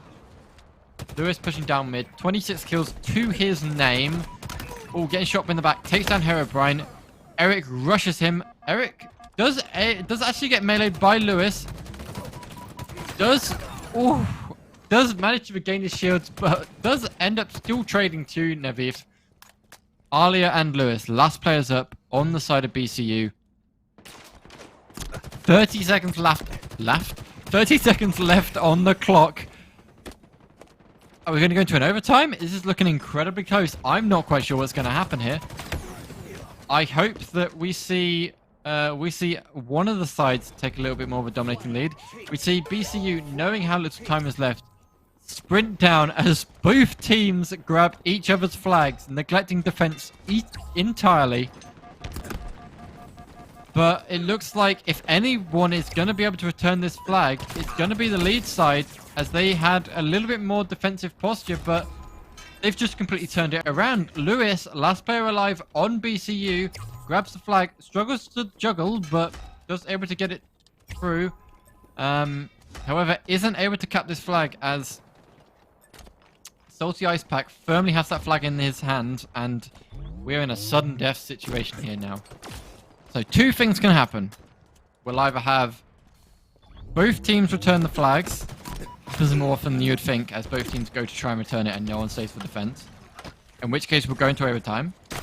Or one flag get returned and one flag not get captured. Again, overtime. Or one flag get returned, one flag captured. That's it. Or we have an indefinite game going on here. Looks like Alex is going to try and return the flag. Has to trade with the Rockets. Ticket still coming down. Oh, Alia dropped. Oh no. If Alia didn't fall then, she might have been able to get to the flag in time and be able to capture that.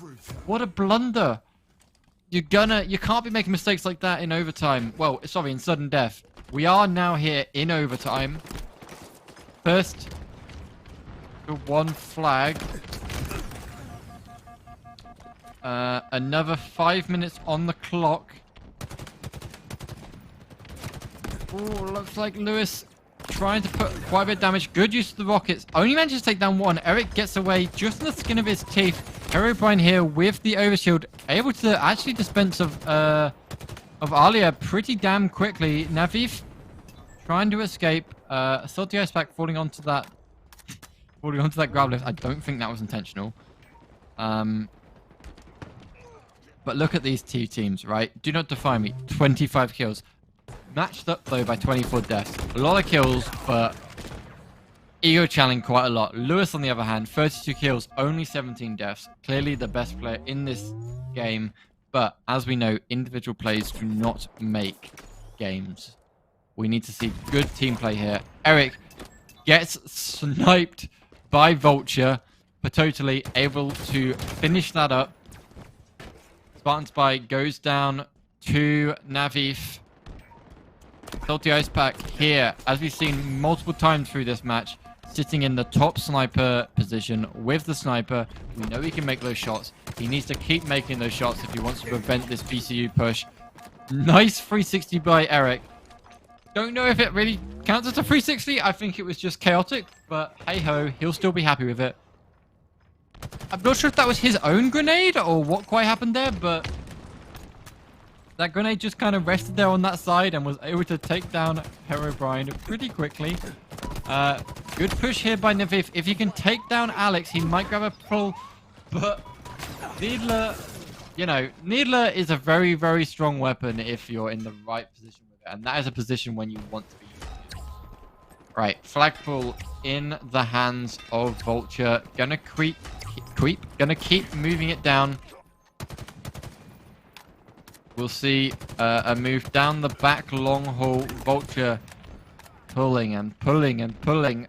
Is he going to be able to get it the entire way? He's the last player up on the side. Herobrine here needs to stop this. And now he needs to hit the headshot. Hit the headshot, but not take him down. The flag is on the point. Oh, a flag pull will buy a little bit more time for them. Oh, there's just too many BCU guys here. Looks like we might see a counter cap. Oh, sorry, not a counter cap, but a quick return and a quick capture there for Eagle team. Wow. Wow. Okay. That was pretty intense. It was very, very stagnant, and then a very, very intense overtime. As I said, we saw a return and a return on extra time, which just happens all the time. Yeah, you said it, and it just so happened to happen. The commentator curse, as they say. Yeah. It was, right. Yeah, what a series. What a series. I think definitely the stronger team won. I think BCU had a better team coordination. Patosili was just a better slayer. Eric tried to keep up with him, was able to put a lot of damage down, but just couldn't quite maintain the composure to match him and keep them in the fight. But even though that second match didn't look as close as we were hoping for, the third match was as close as it could possibly get, right? Overtime, both teams grabbed the flags into extra time to bring us into overtime. Just pretty crazy across the board. Yeah, for sure. It could have gone either way, to be honest. Although we all would have liked to have seen it go to a game 4, but it's not to be. Not to be this time. Yeah, well, thank you for filling in with us with this final match, as we were only expecting 2 best of 5s, but we'll take 3 best of 5s.